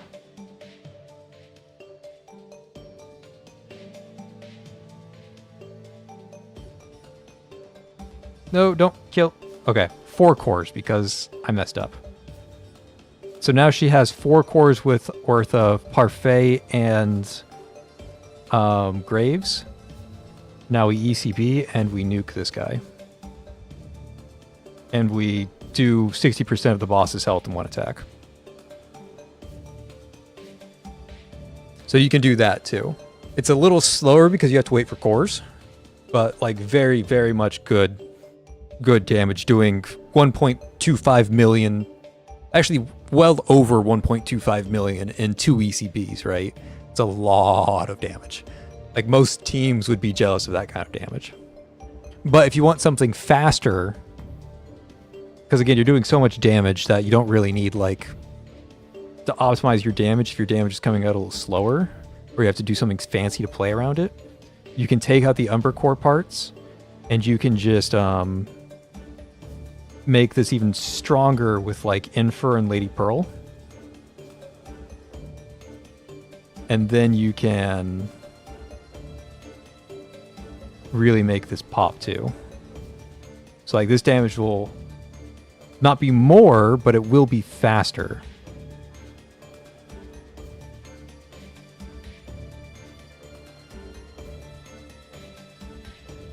One ult. See, it did about 60% still. Never mind. It still hurts like a truck. Oh, it does take 3 casts of the ECB. The boss did get time to red phase us. How annoying.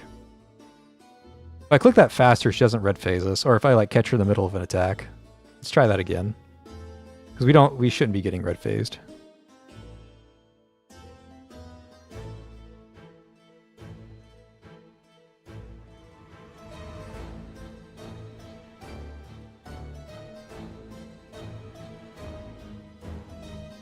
We still got red phased. Holy shit.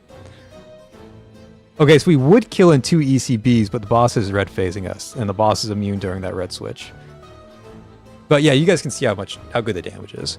You can either, again, bring Umber Core and go crazy, or just bring like generic damage amps, like the new Reforged Rahuwu, Lady Pearl, and Infer, and like Chin, Cabernet, Thistle, like all of the generic damage ampers are going to work just fine. But those are the teams that I would recommend for Reforged Adela. Just Reforged Adela, and Jelena for sure, and then whoever else helps Adela do more damage. Okay. Let's take all of that new information, and let's go to Mania training.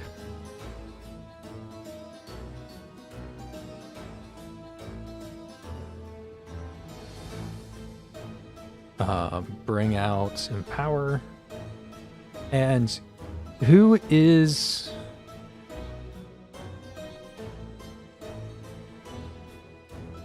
Where can I see the list of... Oh, here it is. The list of buffs. Okay. So Augustus has her infinite buff. That allows her to just infinitely rain magnetic blades. 30% crit. 50% crit damage. Resonance can now crit. Okay. So they're letting Rahuwu participate in crit teams. That's cool. Each drone on the field, Summer gets more attack speed, crit, and crit damage. That's, good if you're like Summer.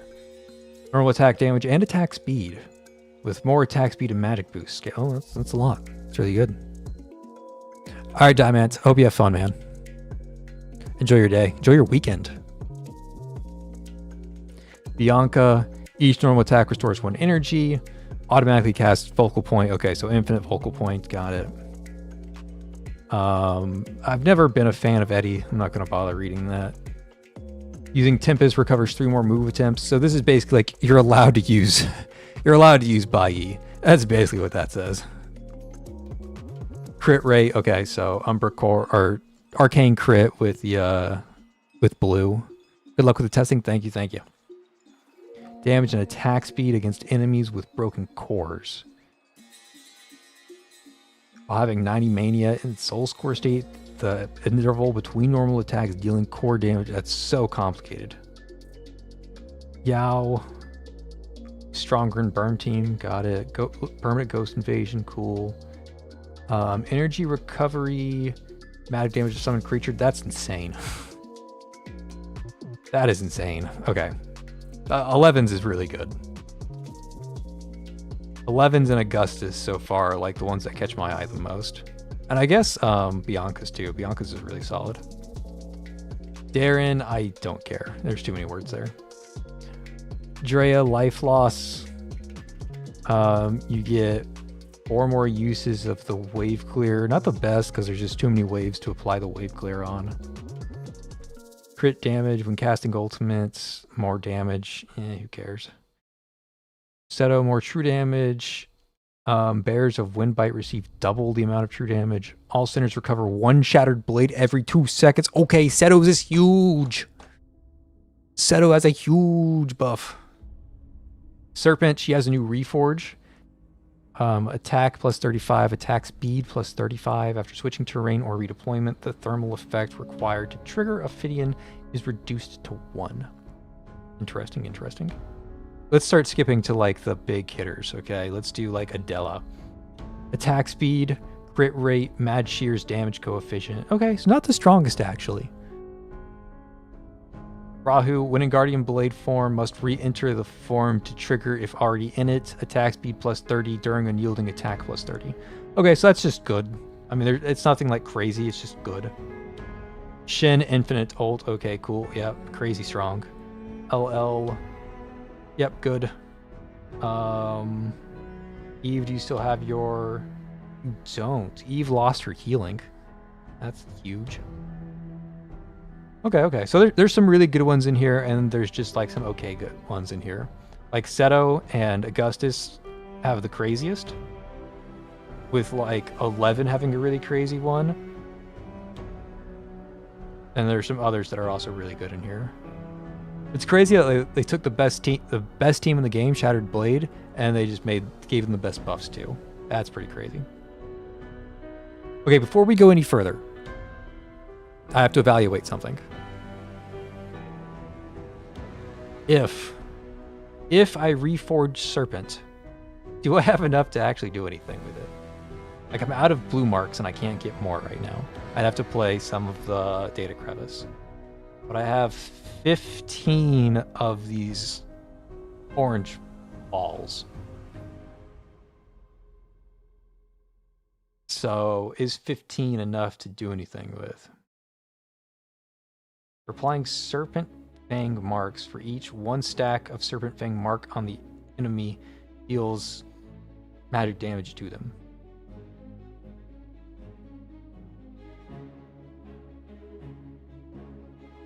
Okay, so that's complicated. I think this is just good. Like the trigger interval reducing by 3, that's like twice as many spins. That's really good. When there are no enemies on the current grid, damage increases by 20%. That is huge. That is like one of the best EX anchors in the game. And it works on most characters. That's huge. That's insane that they released that. Closing Veil. Ultimate energy consumption is reduced by 5. Ultimate changes to move to a specified grid and deals 1 additional core damage to Serpent Fang mark bearers. Exclusive ultimate changes to does not move, but instead creates Galaxy Theater in the designated area. Buff effects apply to all centers within the area, can only be used twice per battle. But Galaxy Theater isn't the greatest, is it? The Galaxy Theater is just kind of like, okay. Yeah, it's attack by 15%. Like, who cares? That's nothing.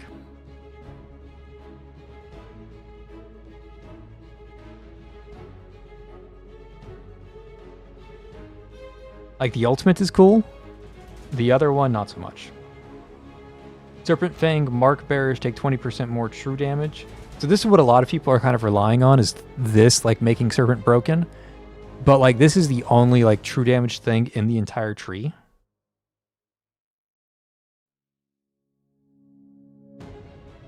Like, isn't anything else just say true damage on it at all? Like, that's magic damage.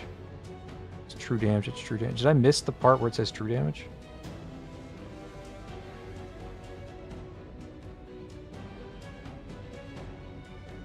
Okay, yes, I did. Serpent's magic damage is converted to true damage. I don't know what proportionally means, but I'm assuming it just means like 1 magic damage equals 1 true damage. I don't actually know what that means. So yes, Serpent can become a true damage healing center.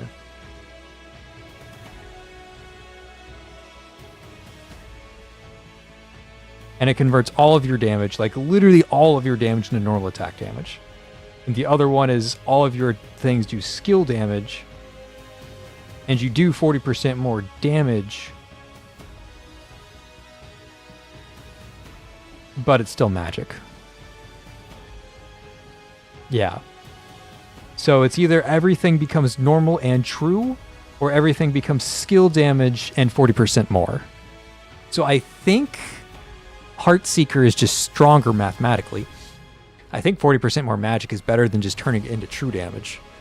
But at the same time, true damage is really strong. So...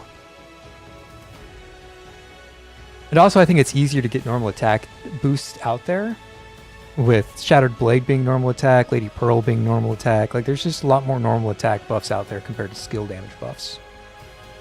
So I think the true damage is going to be more used at the end, especially when you have like this. So when bang marks take 20% more true damage, like that's good. After each trigger of that, the damage dealt increases by 20%, stacking up to 5 times. Okay, so I'm confused by the wording here. After each trigger of the spin, the damage increases by 20%, stacking up to 5 times. Does that mean the damage of each spin becomes stronger? Or all of Serpent's damage becomes stronger? Those are 2 different things. Either way, I think this is worth reforging. I'm like interested. It's either Serpent or Nox, because I haven't reforged Nox yet. What do you guys think? Should I do Nox? Is Nox worth the reforge?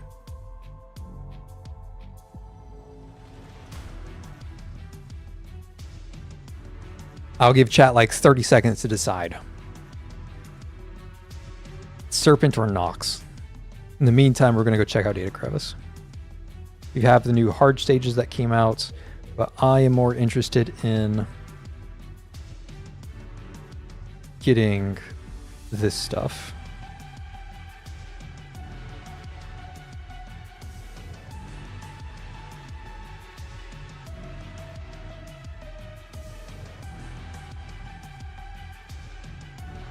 I'm seeing Serpent.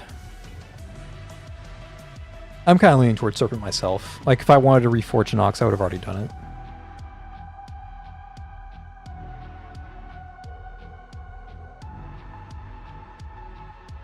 Okay, and up next is Crash and Zoya. And I'm really only going to do Zoya. I'm not going to reforge Crash. So I can spend my reforge materials. The question being, do I want to spend more of my resource materials on Adela? Or do I want to get Serpent like partially unlocked? And I think I want to get Serpent partially unlocked. I like Serpents.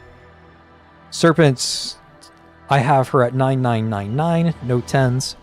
But she is a Shackle 4, and she does have her ECP 1. That's where my Serpent currently lies. I think we're going to do it. Let's reforge her.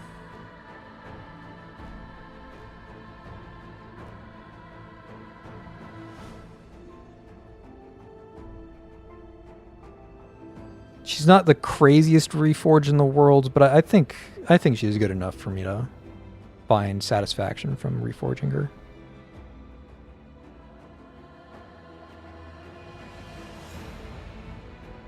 Oh, I have to unlock this first. And then I can unlock this. I can unlock this. I think the true damage is what I'm going to lean more towards. True damage is just such a good quality to have. Even if the other one is 40% more magic damage. It's just hard to give up on the true. Oh, and if you guys are still here and you have not done it, I'm going to post the link again. Join Discord. There we go. And yes, I'm yelling at chat whenever I type that. You can read my all caps as me yelling.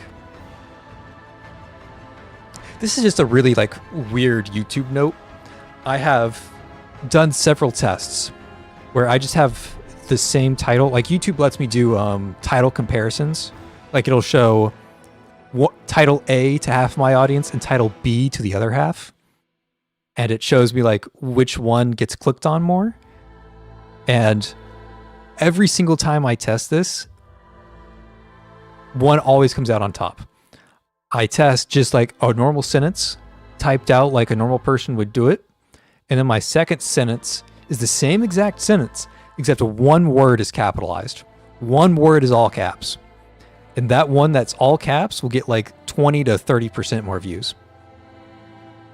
It'll be like 42% versus 58%. And people really just like it when I make one word all caps. I don't know why, but that's YouTube for you.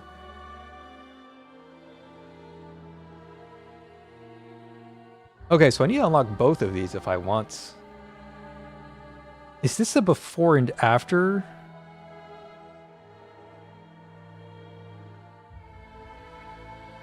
Because I like this one more.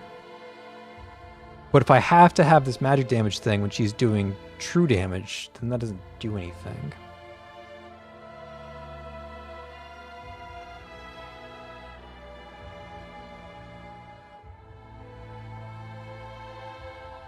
Bite Reforge. Arcs can now stack up to 3 times. Wait, is it when we're talking about Serpent Fang mark bearers take 20% more true damage? Okay, so they're just saying like if you have 1 or 3 marks, it's still going to be 20% more true damage.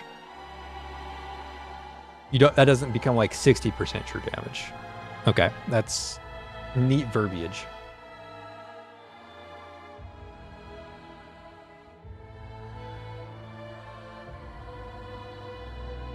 Actually, wait. This Serpent's magic damage is converted to true damage. Okay, so even if I take like extra magic damage, it's still going to be converted into true damage. Strange. Strange how they have like a true damage option and like a magic damage option, even though they both increase true damage. I think. I think that's what it does. Okay, we're going to unlock that one. Fusion, supply chest, 9.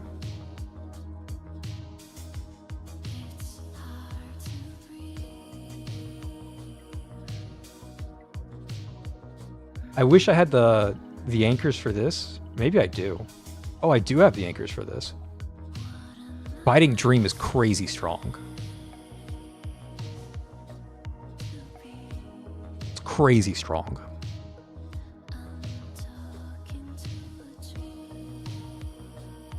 Okay, normal attack.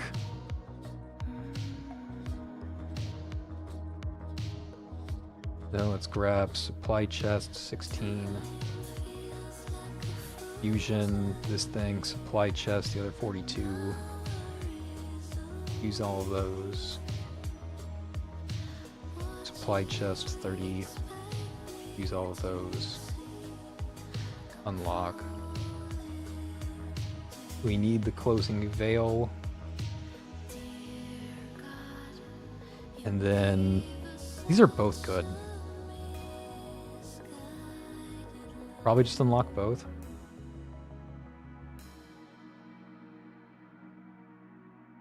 And then I do have enough to unlock the Biting Dream, and I think I will.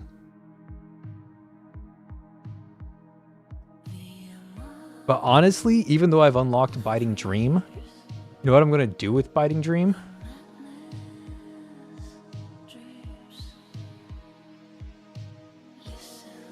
Oh, she has to unlock this before she can put it on. Interesting. I want to put Biting Dream on...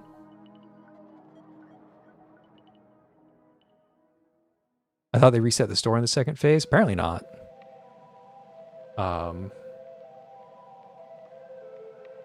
Here, let me... In the Digivault... Depot supply chest? Okay, I don't have any. Digivaults, my bank's empty. Or maybe I already bought them because this would be like season 1 and this would be season 2. I don't know. But either way, I can't get any more. I'm tapped out. Okay, so I can't take Biting Dream and put it on Adela yet. But in the future, that's what I will do. I'm just going to put Serpent's EX on Adela, and Adela can do 20% more damage.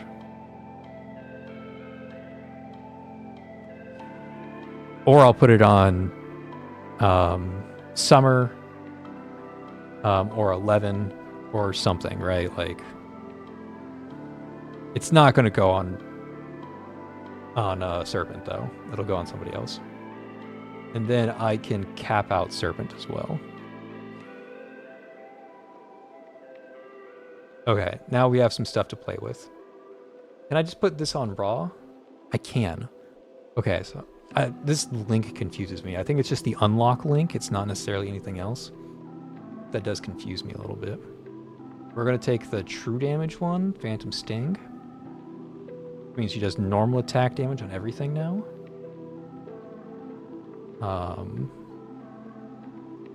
And we're going to take Closing Veil. And then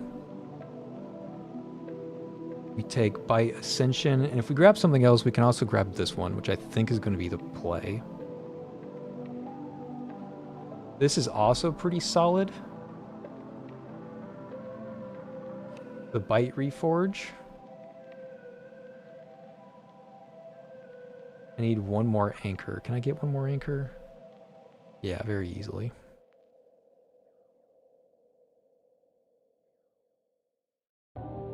Okay, 5 points to play with. Let's take that. Now I have 2 points to play with, which is not enough to get the Bite Reforge. So I'd have to drop something if I want the Reforge Bite on top of everything else. But for now, I'm just going to take the True Slash.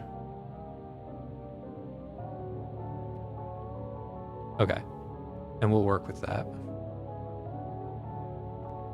Okay. Also a big Serpent fan. I did not grab this skin because I think this skin ruins Serpent a little bit. I don't know what it is. I'm just not a big fan of this skin. But huge fan of base Serpent. Huge fan of Serpent skin. Okay, so we've tested Rahuwu, we've tested Adela. Now let's go ahead and test Serpent.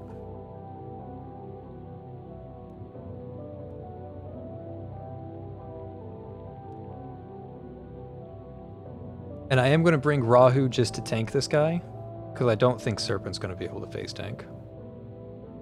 Serpent has always been rather squishy. I also don't have any Crime Brands on. So she's doing true damage now. So we take Bloom and Ashen Silence.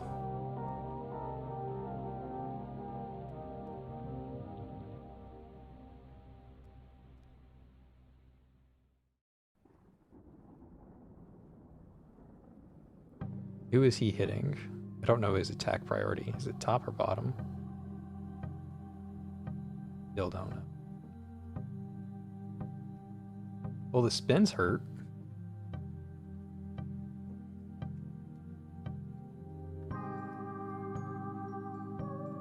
And it's pretty easy for her to get multiple spins off, at least with her higher shackles.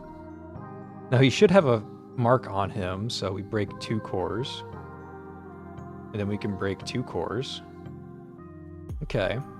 We always have this Starry Theater.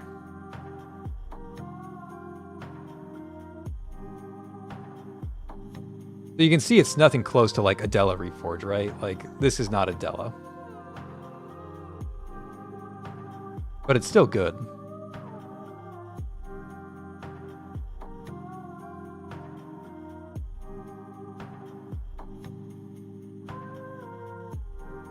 Drop that, drop this.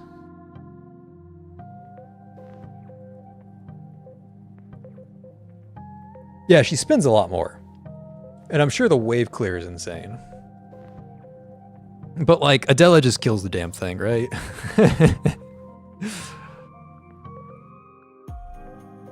Okay, let's go back to the east side and let's do that one stage that we've done so many times. I think it was in B4A4, yeah.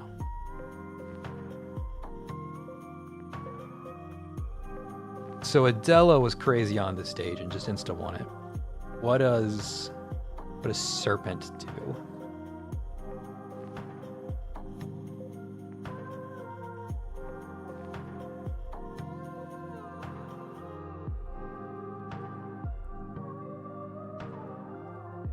I forgot this guy just runs. Oh wow, one spin kills him. Holy shit. The spin RNG. That's probably going to be the most frustrating part about playing this, is that there is RNG on the spin. I'm only going to break one core because they don't have fang marks on them. That's another thing I have to track. So now this breaks 2 cores.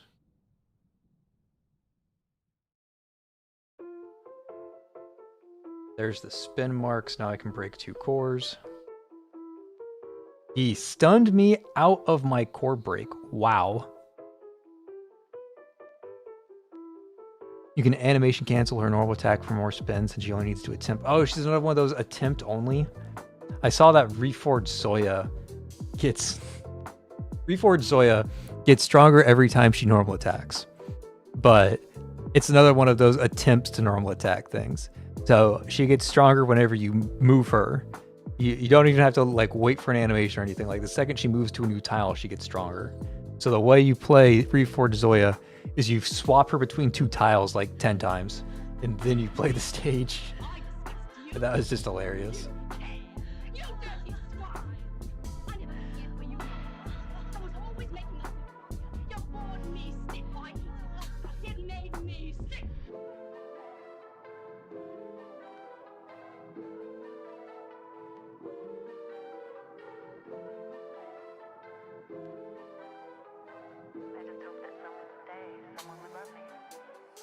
Man.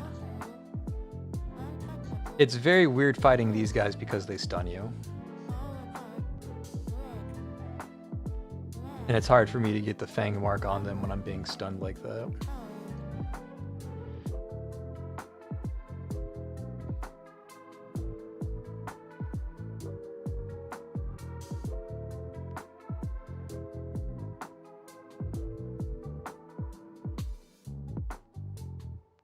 Like if I attack this guy right now, he's just going to stun me out of my own attack. So I'm actually being walled out by this one elite.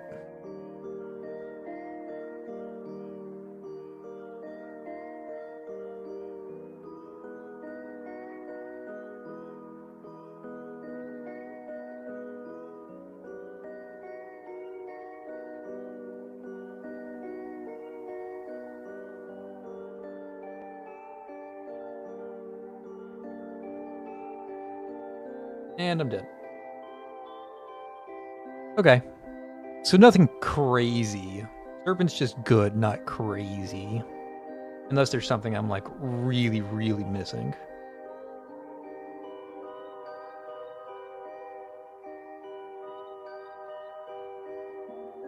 I mean, I guess she does true damage now, so I can take her to the dodge stages. But she's going to ignore dodge now. Like, this guy has a ton of dodge, so he's really annoying to fight normally. But if you have true damage, you can fight them.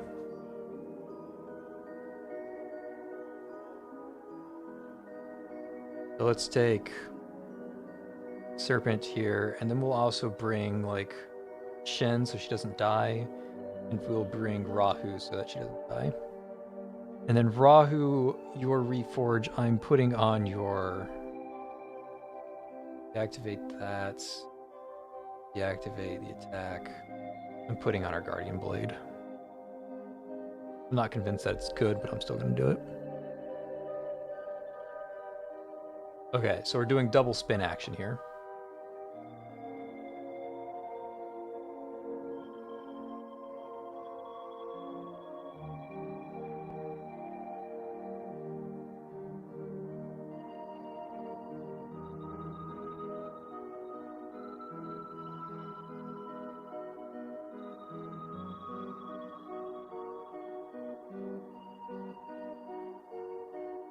Well, double spin is pretty effective.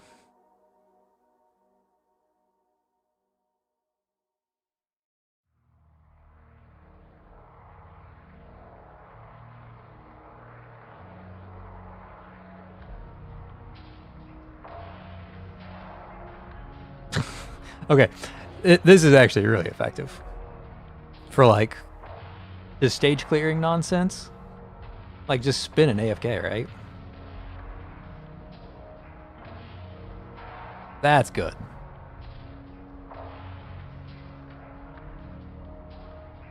That is actually good. Serpent did most of the damage. And she wasn't being buffed by Rahuwu because Rahuwu bumps up physical damage, not true damage. So like technically Serpent does fit on a Shattered Blade pretty cleanly because Seto is going to increase Serpent's damage and Serpent's also going to increase everybody else's damage. So like it's technical synergy, but it's not like crazy synergy. It's just a technical one, I would say. What's this? I have a new achievement from unlocking overlimit anchors. Cool. It's like the hypercubes.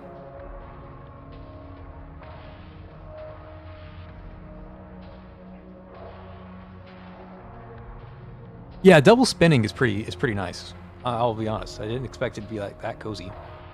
Like when I did that same stage for the Seto guide, and I actually had a lot of struggle, like microing Seto and a Cresta Hella around so that they wouldn't get bopped. But Rahuwu was just taking aggro and like not taking any damage because Rahu's a never dying tank now. And I'm swapping back, by the way. And Serpent was just doing like really strong, consistent damage. Nothing crazy, but it's good.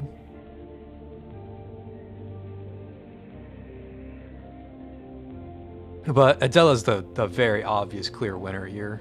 I wish I had more Reforged materials to like finish her. But I am completely spent on the S-class cognitive essences. And realistically, that's what I still need. Oh, I can unlock this real quick. Grab 4 of those.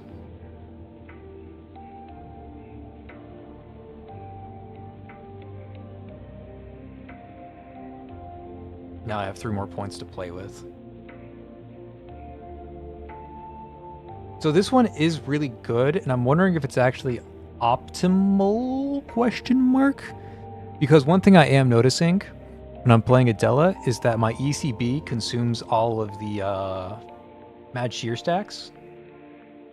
And even though I'm getting a lot of Mad Shear stacks from having the ult faster, but I'm burning through them so fast that like it doesn't really matter. The saving grace there is where is it? Where's the node? Is it this one? Yeah, this is like a mandatory node on Adela now because now it lasts until the end of battle. It was really difficult because you could never reach 0 Mad Shears. If you ever reach 0 Mad Shears, like your Adela stopped doing damage. But this allows your Adela to like burn through her Mad Shears and still keep up in damage. And that's really nice. I don't know where to spend these last 3 points. There's no like 3-point globs for me to grab, so I have to grab like a 2-point and a 1-point. And I've already grabbed some 2-pointers. Okay, so I'm going to grab some armor penetration. Actually, the normal attack is just better. Deactivate that. Normal attack. Nope. Normal attack.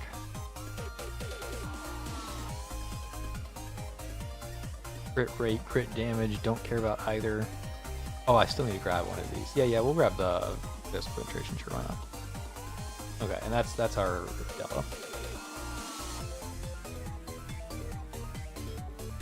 But Adela's the clear winner. Like, for those who weren't around for the Adela stuff, let me show that off real quick.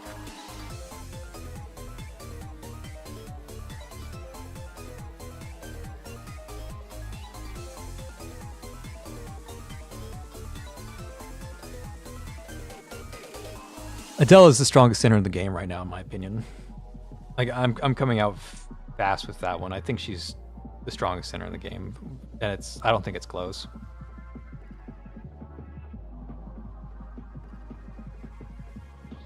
I don't think it's close in the slightest.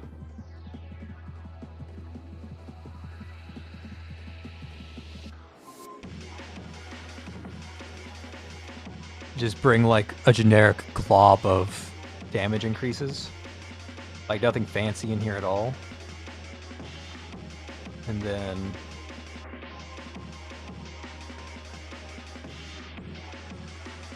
I even misplayed already. Here, let me restart. I misplayed. Me being super technical about it, but I did misplay.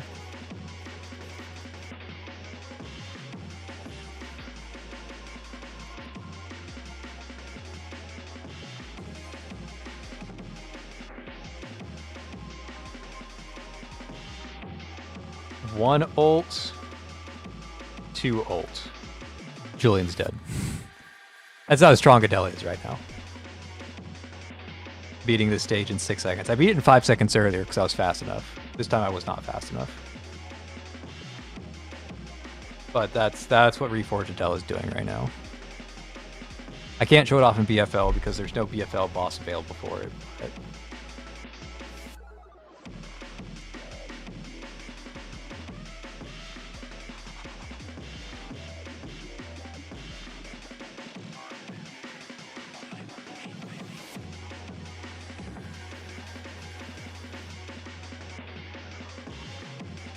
and that's Julian. Julian dead before he got his first attack off. And that's what everybody else has to compete with right now. Is that. Like, the Shattered Blade doesn't keep up with this. This is just insane. Adela is super crazy good. After getting shafted on release, I think it's deserved for her to be so strong, I'm not gonna lie. I would agree with you, but like, this strong? A bit much. A bit much. Like, they could have at least said, like, consume this many bad shear stacks before you get it again. But instead they're just like, nah, you can just cast it instantly. No cooldown or anything. Just like as soon as the animation ends, cast it again. Why not? Just get, like, it's a little strong. But yeah, I think it's very much deserved. Like, we just did that one east side mission with the sandworm, or with the true damage people. Let's do that with the new Reforged Adela real quick. Fuck these two, just Adela.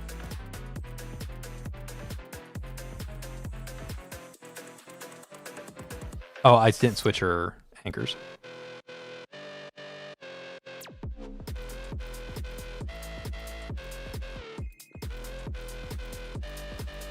This one. I'm also going to bring LL.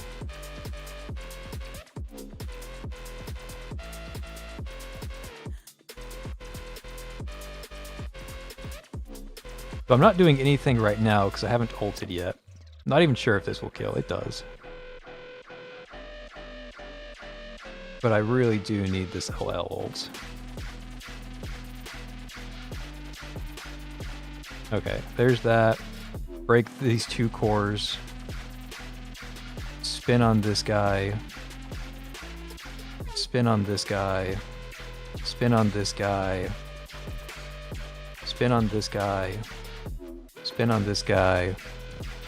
Spin on this guy. Spin on this guy. Spin on this guy.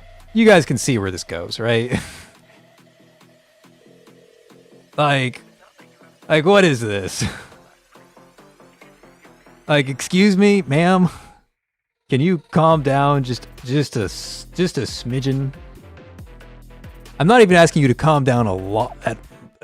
So the limit on her ECB is that she gets it back when she kills a target. And there's 2 ECBs, right? There's one that's wave clear, that's this one. And there's another one that you use for boss targets, which you have 4 uses for. But it specifically does boss damage. And this specifically does wave clear. So whenever you defeat enemy with the wave clear ECB, it comes back. So you can just kind of like spam it like crazy.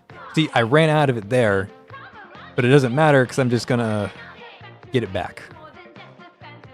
Okay, it's now back again. I'll break 2 cores here, and I will spin on this guy. He dodged all my attacks, and I'm out of ECBs now, right? So like I didn't chain those kills very well, so now I'm burnt because I didn't get the kills with it. So you do have to be careful there. This song is from Eve's event, and I'm so sorry that you guys have to listen to it. But at the same time, I'm not changing it. No, I didn't stop her in time. I got silenced. That character also trapped herself off the edge of the board. Which is kind of funny. So yeah, you do have to be a little bit careful with Adela because, again, if you don't defeat the enemy with the ECB, the horde clear one, then you will run out of ECBs. So if you're fighting against a stage like that where they have dodge, like it does get a little bit questionable because if they dodge your attacks, then like you don't have it anymore. Or if you use it against like a really tanky target, you don't have it anymore.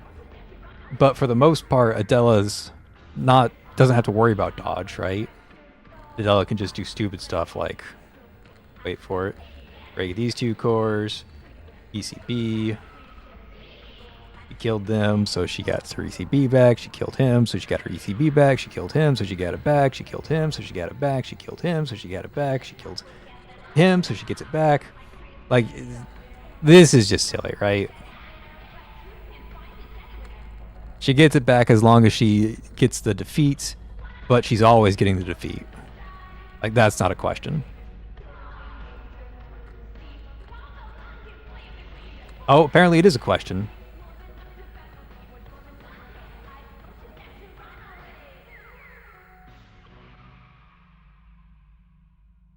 Okay, so you do have to be a little careful. Just a little careful. Not like crazy careful, just a little bit.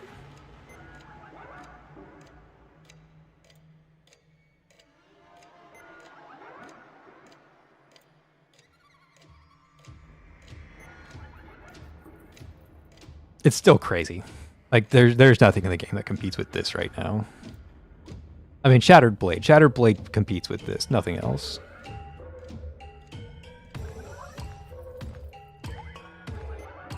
Jesus. So much damage. And she breaks 2 cores? So silly. Lore accurate Adela indeed. To be fair, yeah, lore accurate Adela is super strong. She was able to snip through the shackles at full power. Like, not like a weakened chief or anything, like a chief in a mania-intensive environment, wielding her shackles in pure offense, trying to detain a sinner. And Adela was just like, nah, I'd win. And she did.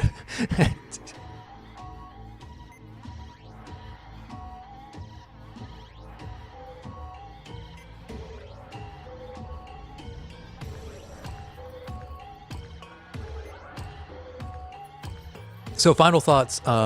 Serpent gets a B minus. Rahuwu gets an A minus. And Adela gets what the fuck were the devs smoking? Those are the tiers. B minus, A minus, and what were they smoking?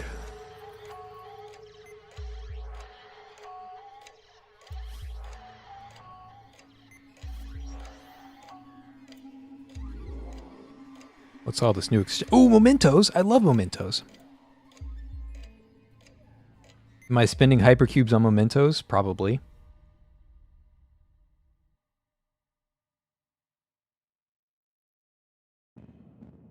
This one's really cute. You guys have any favorite scenes here?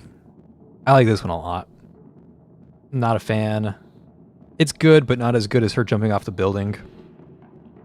Nope, don't like the kid stuff. Don't like the kid stuff. Crazy Bianca. It's a little overdone in my opinion. I don't know what it is about this angle, but it didn't catch me right. This angle just looks like a different person. But it's neat to see like the underground tat.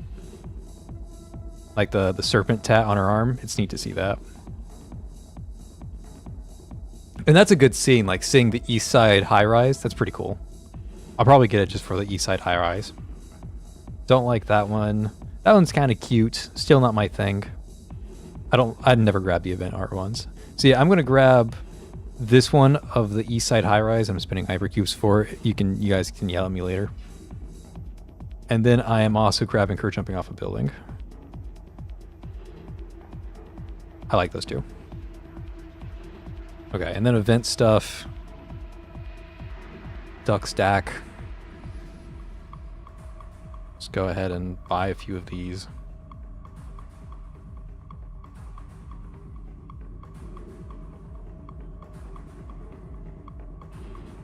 Case archive, grab my warrant. Gift pack. These are just new packs, nothing like free or anything. Okay. And of course they put, oh, not soul marks. I thought they put these things. Man, they really make you pay for Reforge materials. Those things are expensive.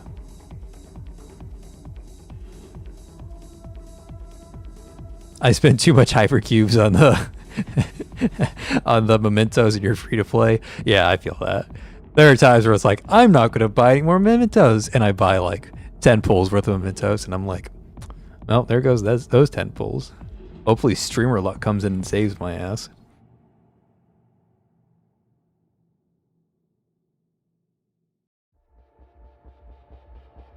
Okay, let me check. How many pulls are we at right now? We're at like 5 or 6. Let's spend 8 more pulls on Rahuwu and see if we can get her to S5. If we don't get her an 8, we'll call it there. Let's get that 12 to an even 20.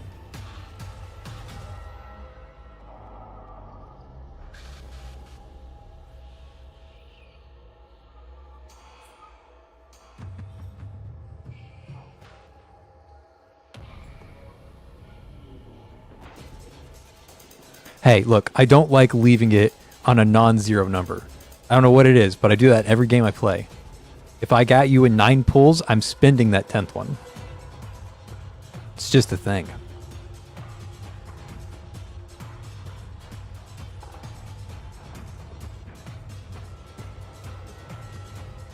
Okay, I need 4 tickets.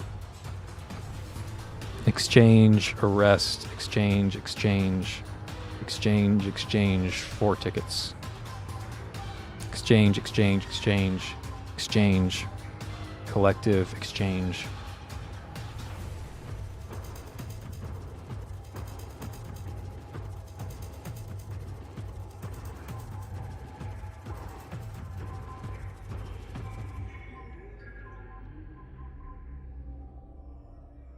Okay, we're going back to the Rahuwu song. We're going back to Rainburst.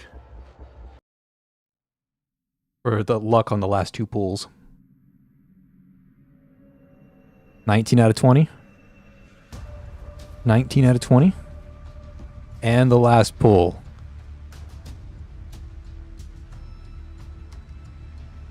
The S5 Rahuwu Dream. Not today. Eventually. Someday we will have S5 Rahuwu. But that day is not today. I also kind of want to get S1 Seto, but with how poorly the Rahuwu pools went, I don't have enough space for her. So I'm going to stick to the S0, follow my own advice from my own guide. Oh, if you guys haven't checked out the guide, go check out the guide. The voice actor is down there in the comments. Go say hi to the Seto's voice actor. Show her some like love and appreciation and viewership and followship or whatever. Really cool stuff. Yeah, check out the Seto guide. It's one of my better videos.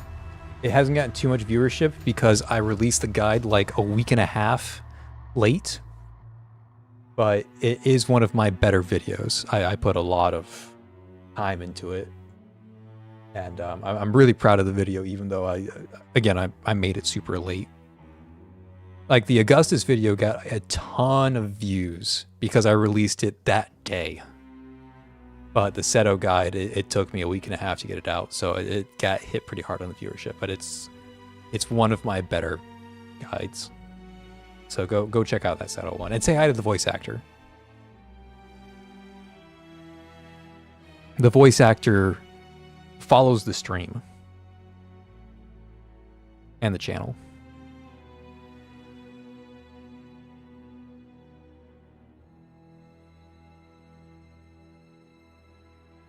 Oh, and you haven't done it already, join the Discord. If you guys need another Discord link, scroll up. But join the Discord. Okay, so there's a few things that we can do still. We can get started on Mania training. Or we could do like some event or something. But let's go ahead and do some Mania training. Let's run in power. And the Mania Flux, probably Augustus. What's Serpents? Attack speed.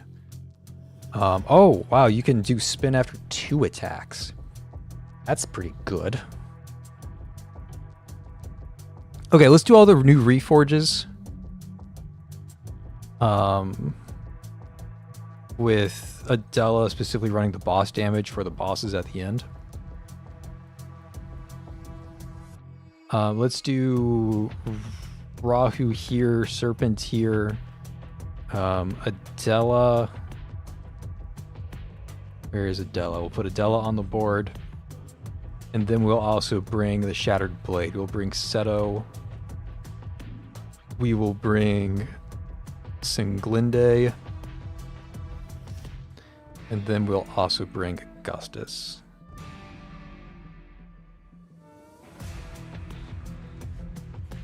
And then I'm going to set up all my crime brands. Oh, I didn't bring any healer. Sorry, Sig. We are bringing Shin. Okay, that looks better. Fixing the crime brands. Only the first 2 levels, that's fine for now. I'm a little sad that they do it that way for Mania training. Because people like really look forward to Mania training. They want to play with all their toys instantly. But you know how it is. We're going to bring Inversion Slash so she spins more. And then we're going to... I don't know what to run on Adela besides just the crit damage stuff. I don't think she has anything too crazy to run. And she has 100% crit, so it's not like I need the crit chance. But none of the other stuff matters either. I'll just bring the crit chance. Why not? It'll help when I'm not using the ECB. Shin looks good. Augustus, you run Illuminash and Silence. And then Seto, you run Heartache.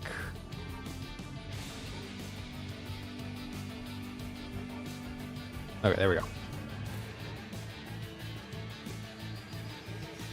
Backup attempts? The hell? Buy Yi stuff, Parfait stuff, do Rose, Summer, Adela. No.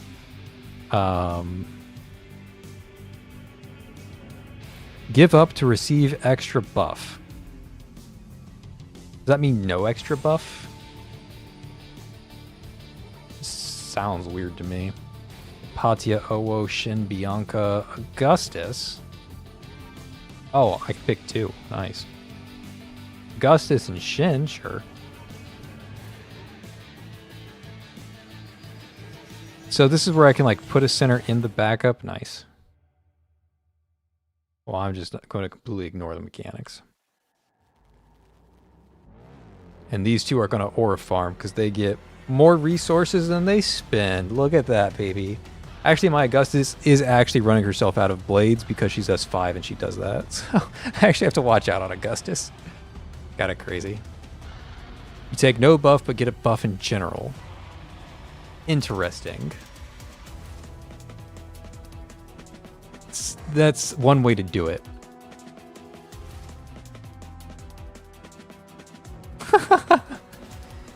Serpent spin's hilarious, actually.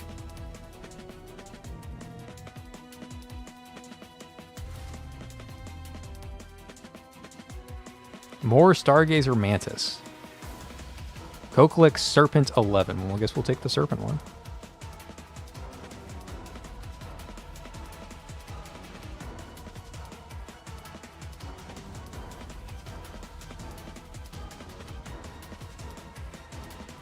Okay, so one thing that's kind of interesting about Rahuwu is like right now her HP looks like it's kind of scary with it dropping, but we also have to remember that Rahuwu gets stronger when her health is lower, right? She attacks significantly faster at low HP, so it's actually a good thing that she like hovers around half. I mean, we're not seeing it now because things are just dying instantly, but let me not defeat everything instantly. Like, look how fast she's attacking. It looks like it's on ×2 speed or something, but it's not. It's just ×1 speed.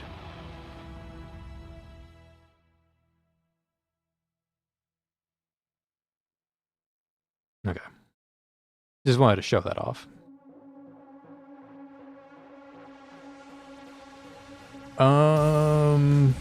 Nope. 40% more damage when their health is above 90. We'll lock that real quick. Adela! Blood Oath becomes permanently active. Allied true damage increases by 30%. That is crazy good. Cynex honestly just needs that in general. Oh yeah, old Serpent clones. Yeah, that was scary. When they were doing all of that kind of testing, I was like, oh, they are getting ready for Reforges. They're like testing all these new mechanics to see what works. And I thought they were going to give Serpent clones to her Reforge. I thought that's what they were going to do. I'm glad they didn't, because that's just like too much brain power for me. But I thought that's the direction they were going.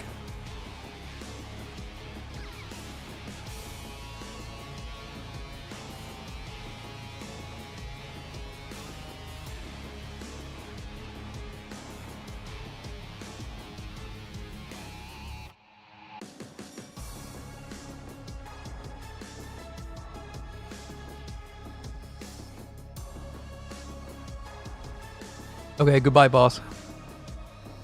It was fun seeing you.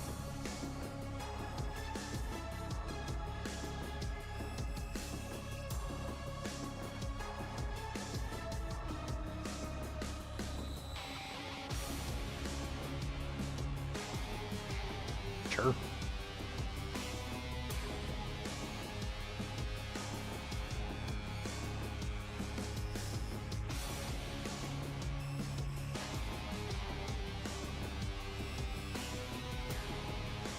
Alright, I have to move my centers a little bit.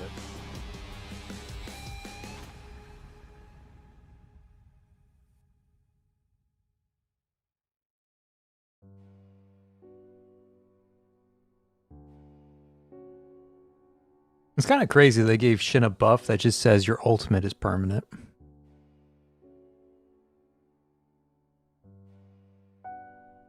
Oh, I guess it's not permanent. It's like slowly going down. I'm losing more than I'm gaining. Interesting. It's not quite permanent.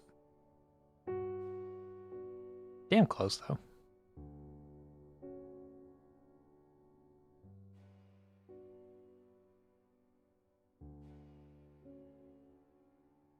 They changed my stream UI a lot. It took me a long time to go live because I was trying to figure out where the new buttons were. What's your thought on 40k Dark Heresy? I think it's going to be another 5 years before it's released, but I'm really looking forward to it.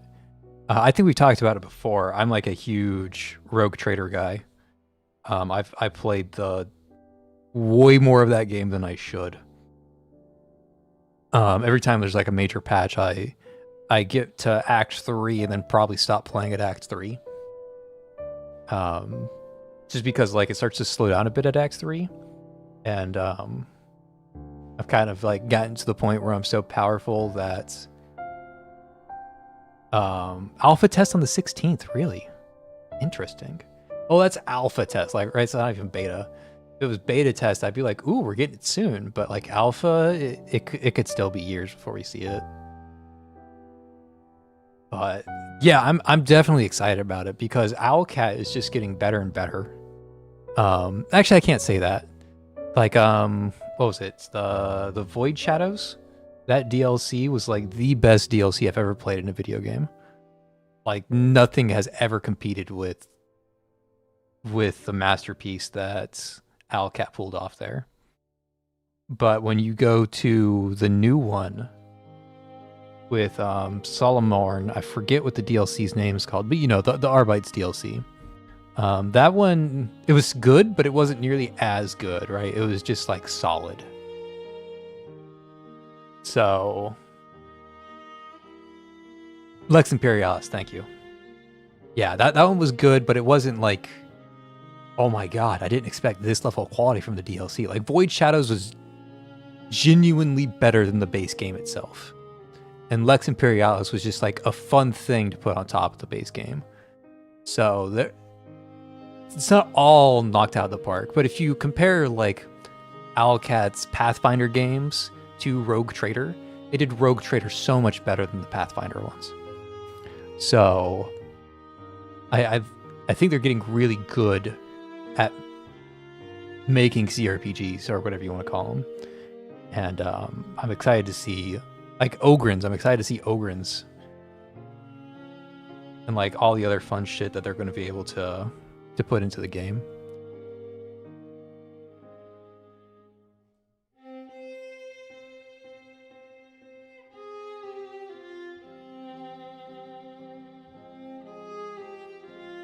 I mean, it is hard. It is like, it's very difficult to ask Owlcat to make Void Shadow level quality every release.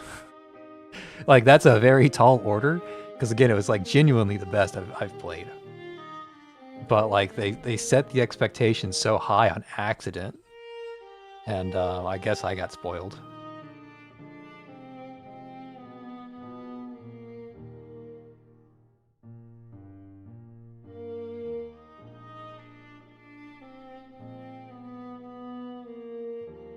Shalom crits, Summer LL, Shin worth saving.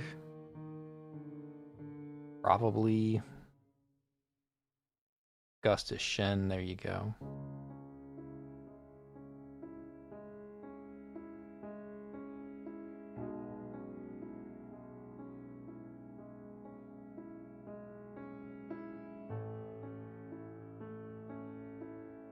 I think Path Nowhere is going to have a similar problem in the next few months because they just released Augustus, right? Like, Augustus and Seto are both crazy good.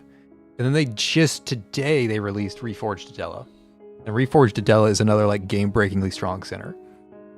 But now the next like few banners are going to be Aurum Secretum. And Aurum Secretum is not going to keep up with the power of the recent releases. So I think the community is going to get like a little burnt out just because they're going from such high power to like low power. And I think Owlcat has kind of the same thing going on, where like they had such good momentum with Void Shadows, they kind of lost some steam with like Imperialis. The next set of DLC Rogue Trader are Trazen Vault and something about the Damned. Interesting. I heard something from one of my friends. He's just obsessed with Necrons. Like, anytime Necrons are brought up anywhere, he knows about it. And he knows very little about Rogue Trader, but he was like, oh, is this the Necron DLC? I heard so much about it. And I was like, no, you must be thinking about Act 5, because there's Necrons in Act 5. But apparently, no, there is like a Necron DLC coming out, and I just don't know about it. It's interesting. And Trazen's like a really well-known character. I wonder how they're gonna fit him in. I mean, obviously we're not going to see Trazen in game, right? We're just going to see one of his mini vaults. I'm assuming, but yeah, it sounds exciting. I'm not the biggest Necron fan, and I'm curious about how they're going to do the. Oh, that's a fun one. About how they're going to do like the companion. Like, are we getting a Necron companion? What's going on there? And like the new weaponry. Like, are we getting radiation guns or something? Like, there's a lot of fun ideas that you can play there. Imagine if we do meet Trazen. Nah, there's no chance. There's no chance.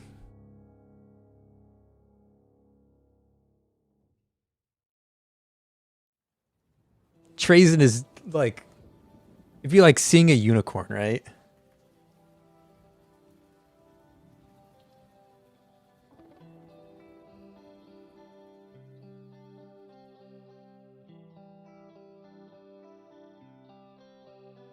I imagine like the rogue trader running into Trazen would be more unlikely than like a small backwater town in Siberia meeting LeBron James at their local grocery store.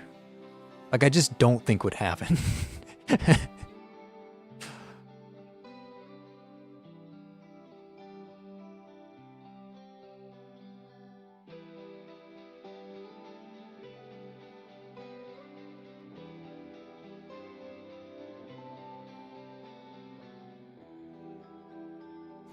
This is the problem with Mania Training. Mania Training is really fun, but the first two stages are kind of just like filler. And then the last stage, it's really fun until the boss shows up and one-shots you. So you get like one fun stage to play on Mania Training, and everything else just like, okay.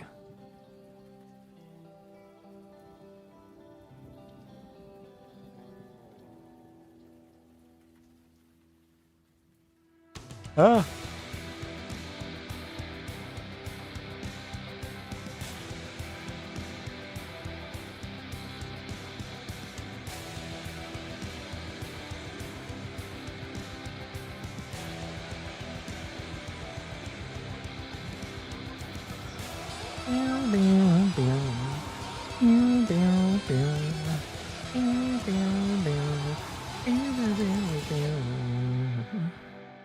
Such a good song. Wait for the Rainstorm and Rain Burst. I like Wait for the Rainstorm more. Like, Wait for the Rainstorm, like, invokes emotional responses from me. Like, the first half of this song. This, like, it's so quiet on stream. You guys can barely hear it. But this little riff right here actually invokes, like, emotional responses from me. And just super good song.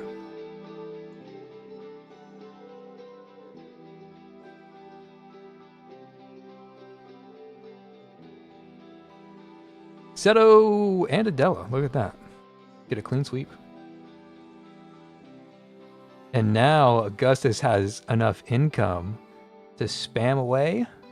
I think she keeps up. No, she still doesn't keep up because my Augustus has too many shackles. So I can't AFK gaming. I'm suffering from success still.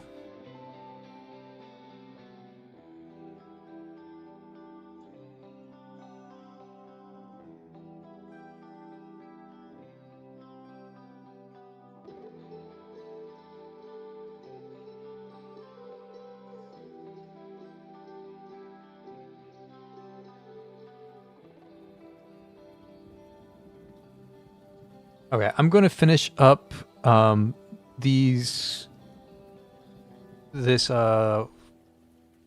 difficulty, and then I'm going to hop off stream and make some food. I'm getting pretty hungry.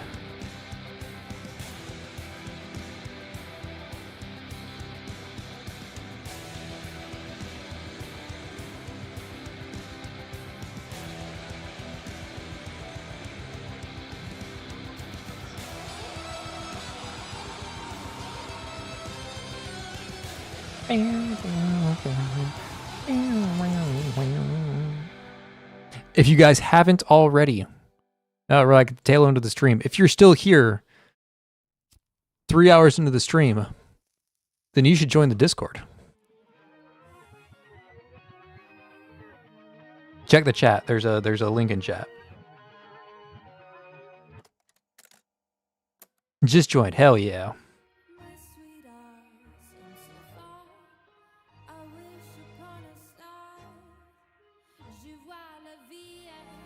Yeah, the only rules are don't be mean. Oh, she's super crazy. I've already done like a ton of Reforge Adela testing, so if you want to check it out, scroll back in the stream until you see Adela. But a full Adela team beats Julian in 13-16. She defeats that boss in under 5 seconds. Like full HP to 0, 5 seconds. And then she solos pretty much every single story stage because her wave clear ECB has infinite casts. So you do have to choose like beforehand. You go to Adela, you go to a Reforge, and these last two, this top one is wave clear, and this bottom one is kill the boss. And if you want to clear waves, this does it infinitely, and if you want to kill a boss, this will kill a boss in the 4 uses that you have. And that's about it. Like, you don't have to think or really do anything. It just works.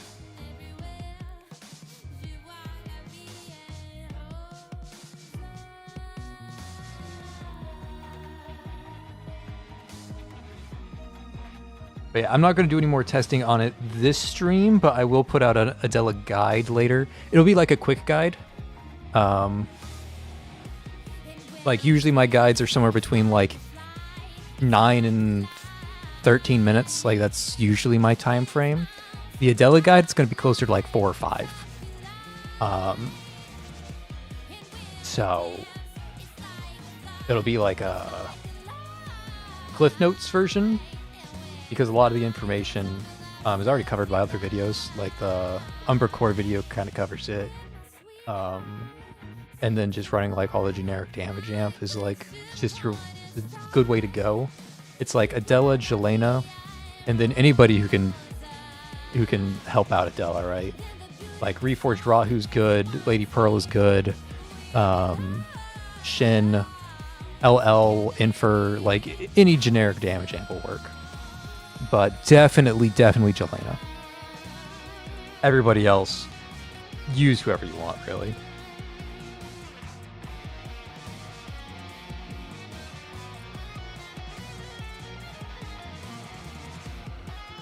And there's not too much to talk about with Adela because it's just like you either wave clear or you kill the boss in 4 attacks. So it's not like with Seto, there's a lot of discussion to have because Seto has like really deep, complex mechanics and intricacies. Adela doesn't really have it. She kind of just slams her face against the wall and wins.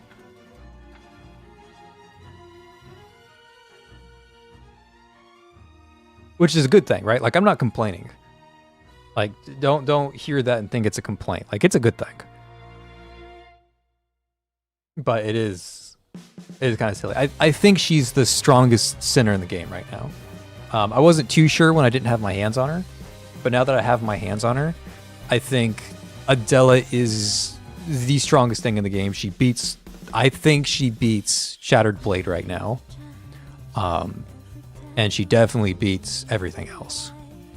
So, like, the topic of conversation really is Adela or Augustus. Like you're saying right now. So is Adela more brained in than Augustus? It's honestly depends on the stage.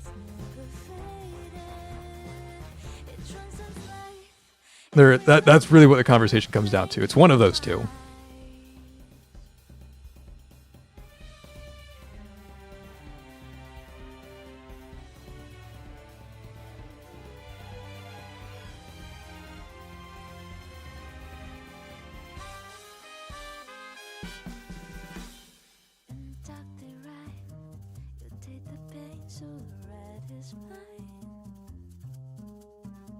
But obviously I still have more testing to do. But I think, or I'll bring it up. I have it open right now.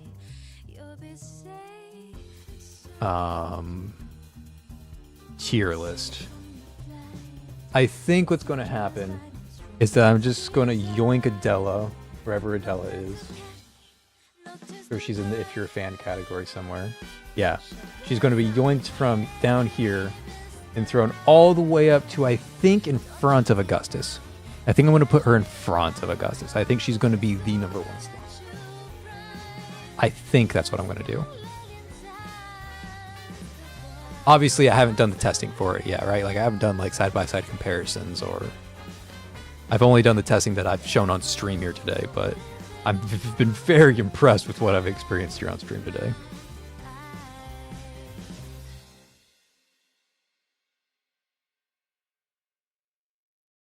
And the fact that Adela is just so easy to buff. Like, they made it so that Adela's all about doing skill damage because she's all about her ECB now. But even though she's all about skill damage, one of her anchors turns all normal attack buffs into skill damage buffs. So Adela works with everyone. Like LL, Lady Pearl, Shin. Like, it doesn't matter who you use Adela with. It's just going to work. Because that's how they made Adela. It just made it so, like, throw whatever you want at the wall, it's going to work. So.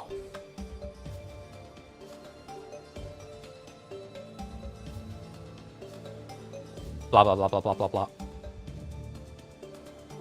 Blah, blah, blah, blah, blah, blah, blah. Oh, she's immortal right now. That's why she lived.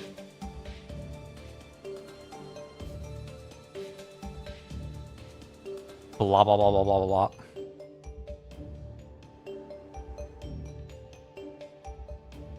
Right, there's the second boss. Nope. Just clearing the rest of the waves.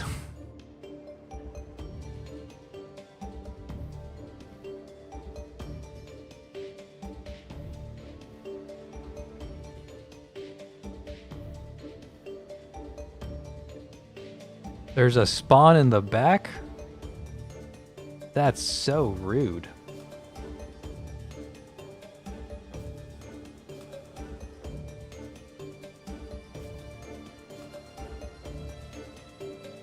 I just finished the dogmatic run and didn't know Corda can scan our soul just by looking. Corda is the crazy lady on Footfall.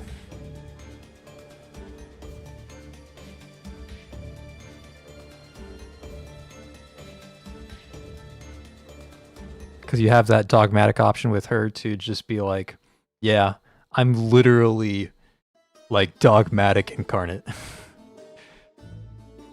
yeah, okay, yeah. I've actually never recruited her. Every time I've done an Iconoclast run where I could have recruited her, I didn't let her get the food provisions. So she's never wanted to join me before. So the run that I've played most recently started off as a run specifically to get her on my team, but I made it to like halfway through Act 2, something like that, and then I got super busy at work, and then I got super busy with Path Nowhere videos, and I just haven't had a chance to finish it. Ah, I forgot to turn on Rahuwu, and Augustus almost died for it.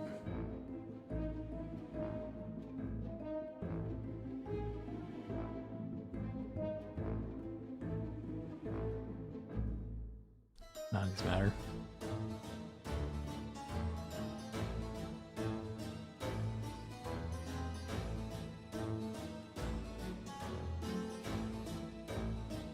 I was really excited for plasma guns with the new major update. I thought plasma guns were going to be like super, super good. I don't know. They kind of feel just mid. The damage isn't nearly as high as I thought it could get, and the overheat damage ends up being like a big hindrance compared to just like running a shotgun, right? Like shotguns get so good with all the Arbites talents and everything. and then they released the plasma gun stuff. And the plasma gun just, yeah, arc rifle, I agree. Arc rifle's really fun. I was more excited about the plasma guns, but like the arc rifle is really, really fun now.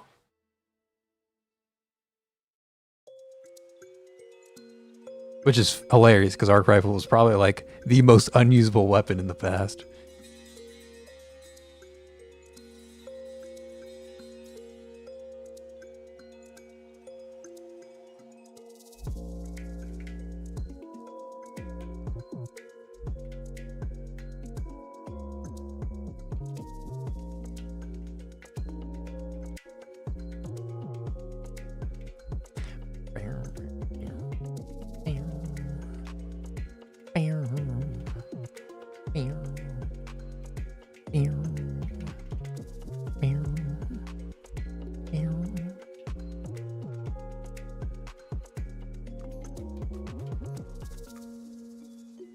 Rahuwu protecting Augustus instead of protecting Shalom. Cheater confirmed.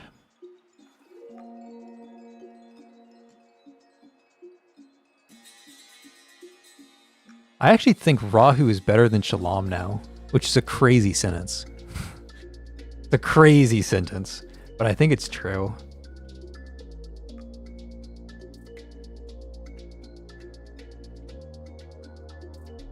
Like, I think Rahuwu actually has better wave clear than Shalom too. Better wave clear, infinite tank, and better damage amp. But I think Rahu's just like winning the gold. The one thing I'm upset about the Rahuwu Reforge, the one thing that I'm going to like angrily put an exclamation mark on, and I'm going to yell at Anzo for like years to come. Why does Rahuwu not work with Shalom? Why is Shalom physical damage, and why does Rahuwu only increase, or why is Shalom magical damage, and why does Rahuwu only increase physical damage? Why do they have zero synergy? Come on, Anzo. What are you doing? Angry Madge, angry Madge.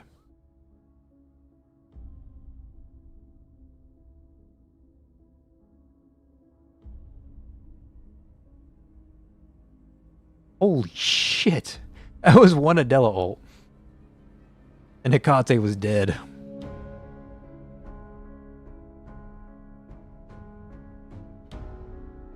Or one Adela ECB, I should say. Anzo, how dare you? Yeah. Gotta get the angry emoji face in there too. You gotta follow it with a red one and then another yellow one though. You gotta careful with that mark thingy. Which mark thingy? The exclamation mark?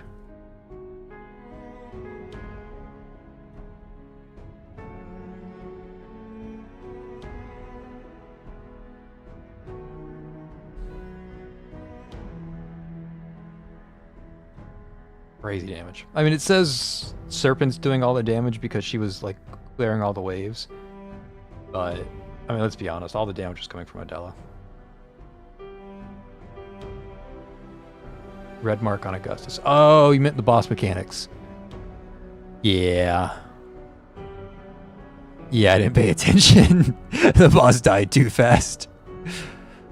I'm watching the stream replay right now. The red mark stayed after Hecate fell. What was that red mark? What did that red mark do, if anything? I don't think it did anything. I think Hecate has to be alive for whatever it does to happen. Or for whatever it happens to does. Yeah, it just disappeared without doing an effect. No, it killed... I actually lost Shen in all of that? Shen died? No, wait. Did Shen die? It killed my Augustus, it killed your Hamlet. I think it killed my Shen and I just didn't notice it. What the hell? Now I want to read the boss mechanics.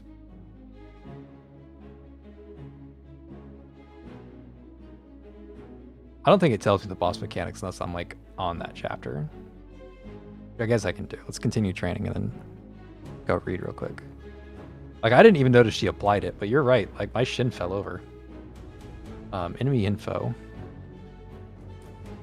Randomly selects a center and applies the instant death mark that activates after several seconds. Nice. That'll do it.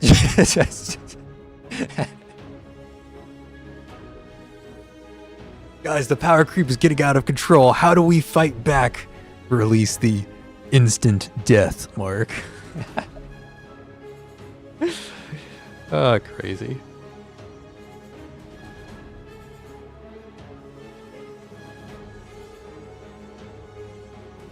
Okay, so this is a cool mechanic, by the way. I wish Anzo did more stuff like this. Summons Nightmare at a specific grid to assist in battle.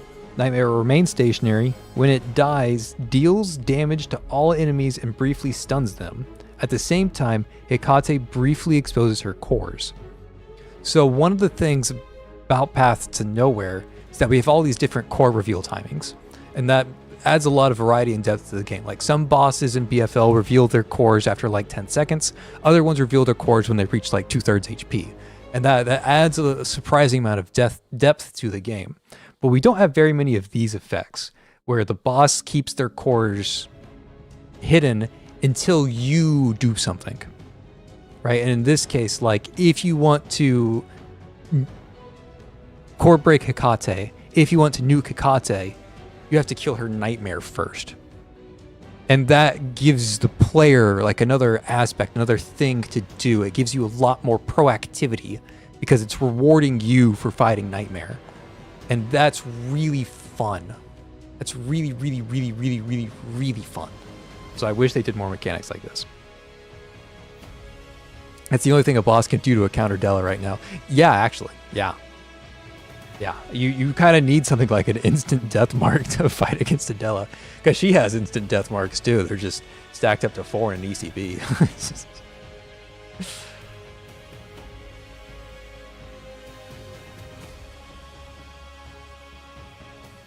Okay, we are going to call it there for today. I think I'll be back on tomorrow, maybe? I might be back on tomorrow. If I do, it's going to be very spontaneous. So if you guys want to get a notification for a possible stream tomorrow, join the Discord and I'll ping you there when I go live. Discord, I just put in chat. Go check it out, blah, blah, yada, yada. Check out the Seto video if you guys haven't already. The Seto guide, I am super proud of that one. It's one of my better videos on the channel. And also go say hi to Seto's voice actor. She's down there in the comments. Go check her out. Go give her some attention and love. Say hi. All of that stuff. She wants to like answer questions and stuff. So go give her some attention. Super cool person. And yeah, join the Discord.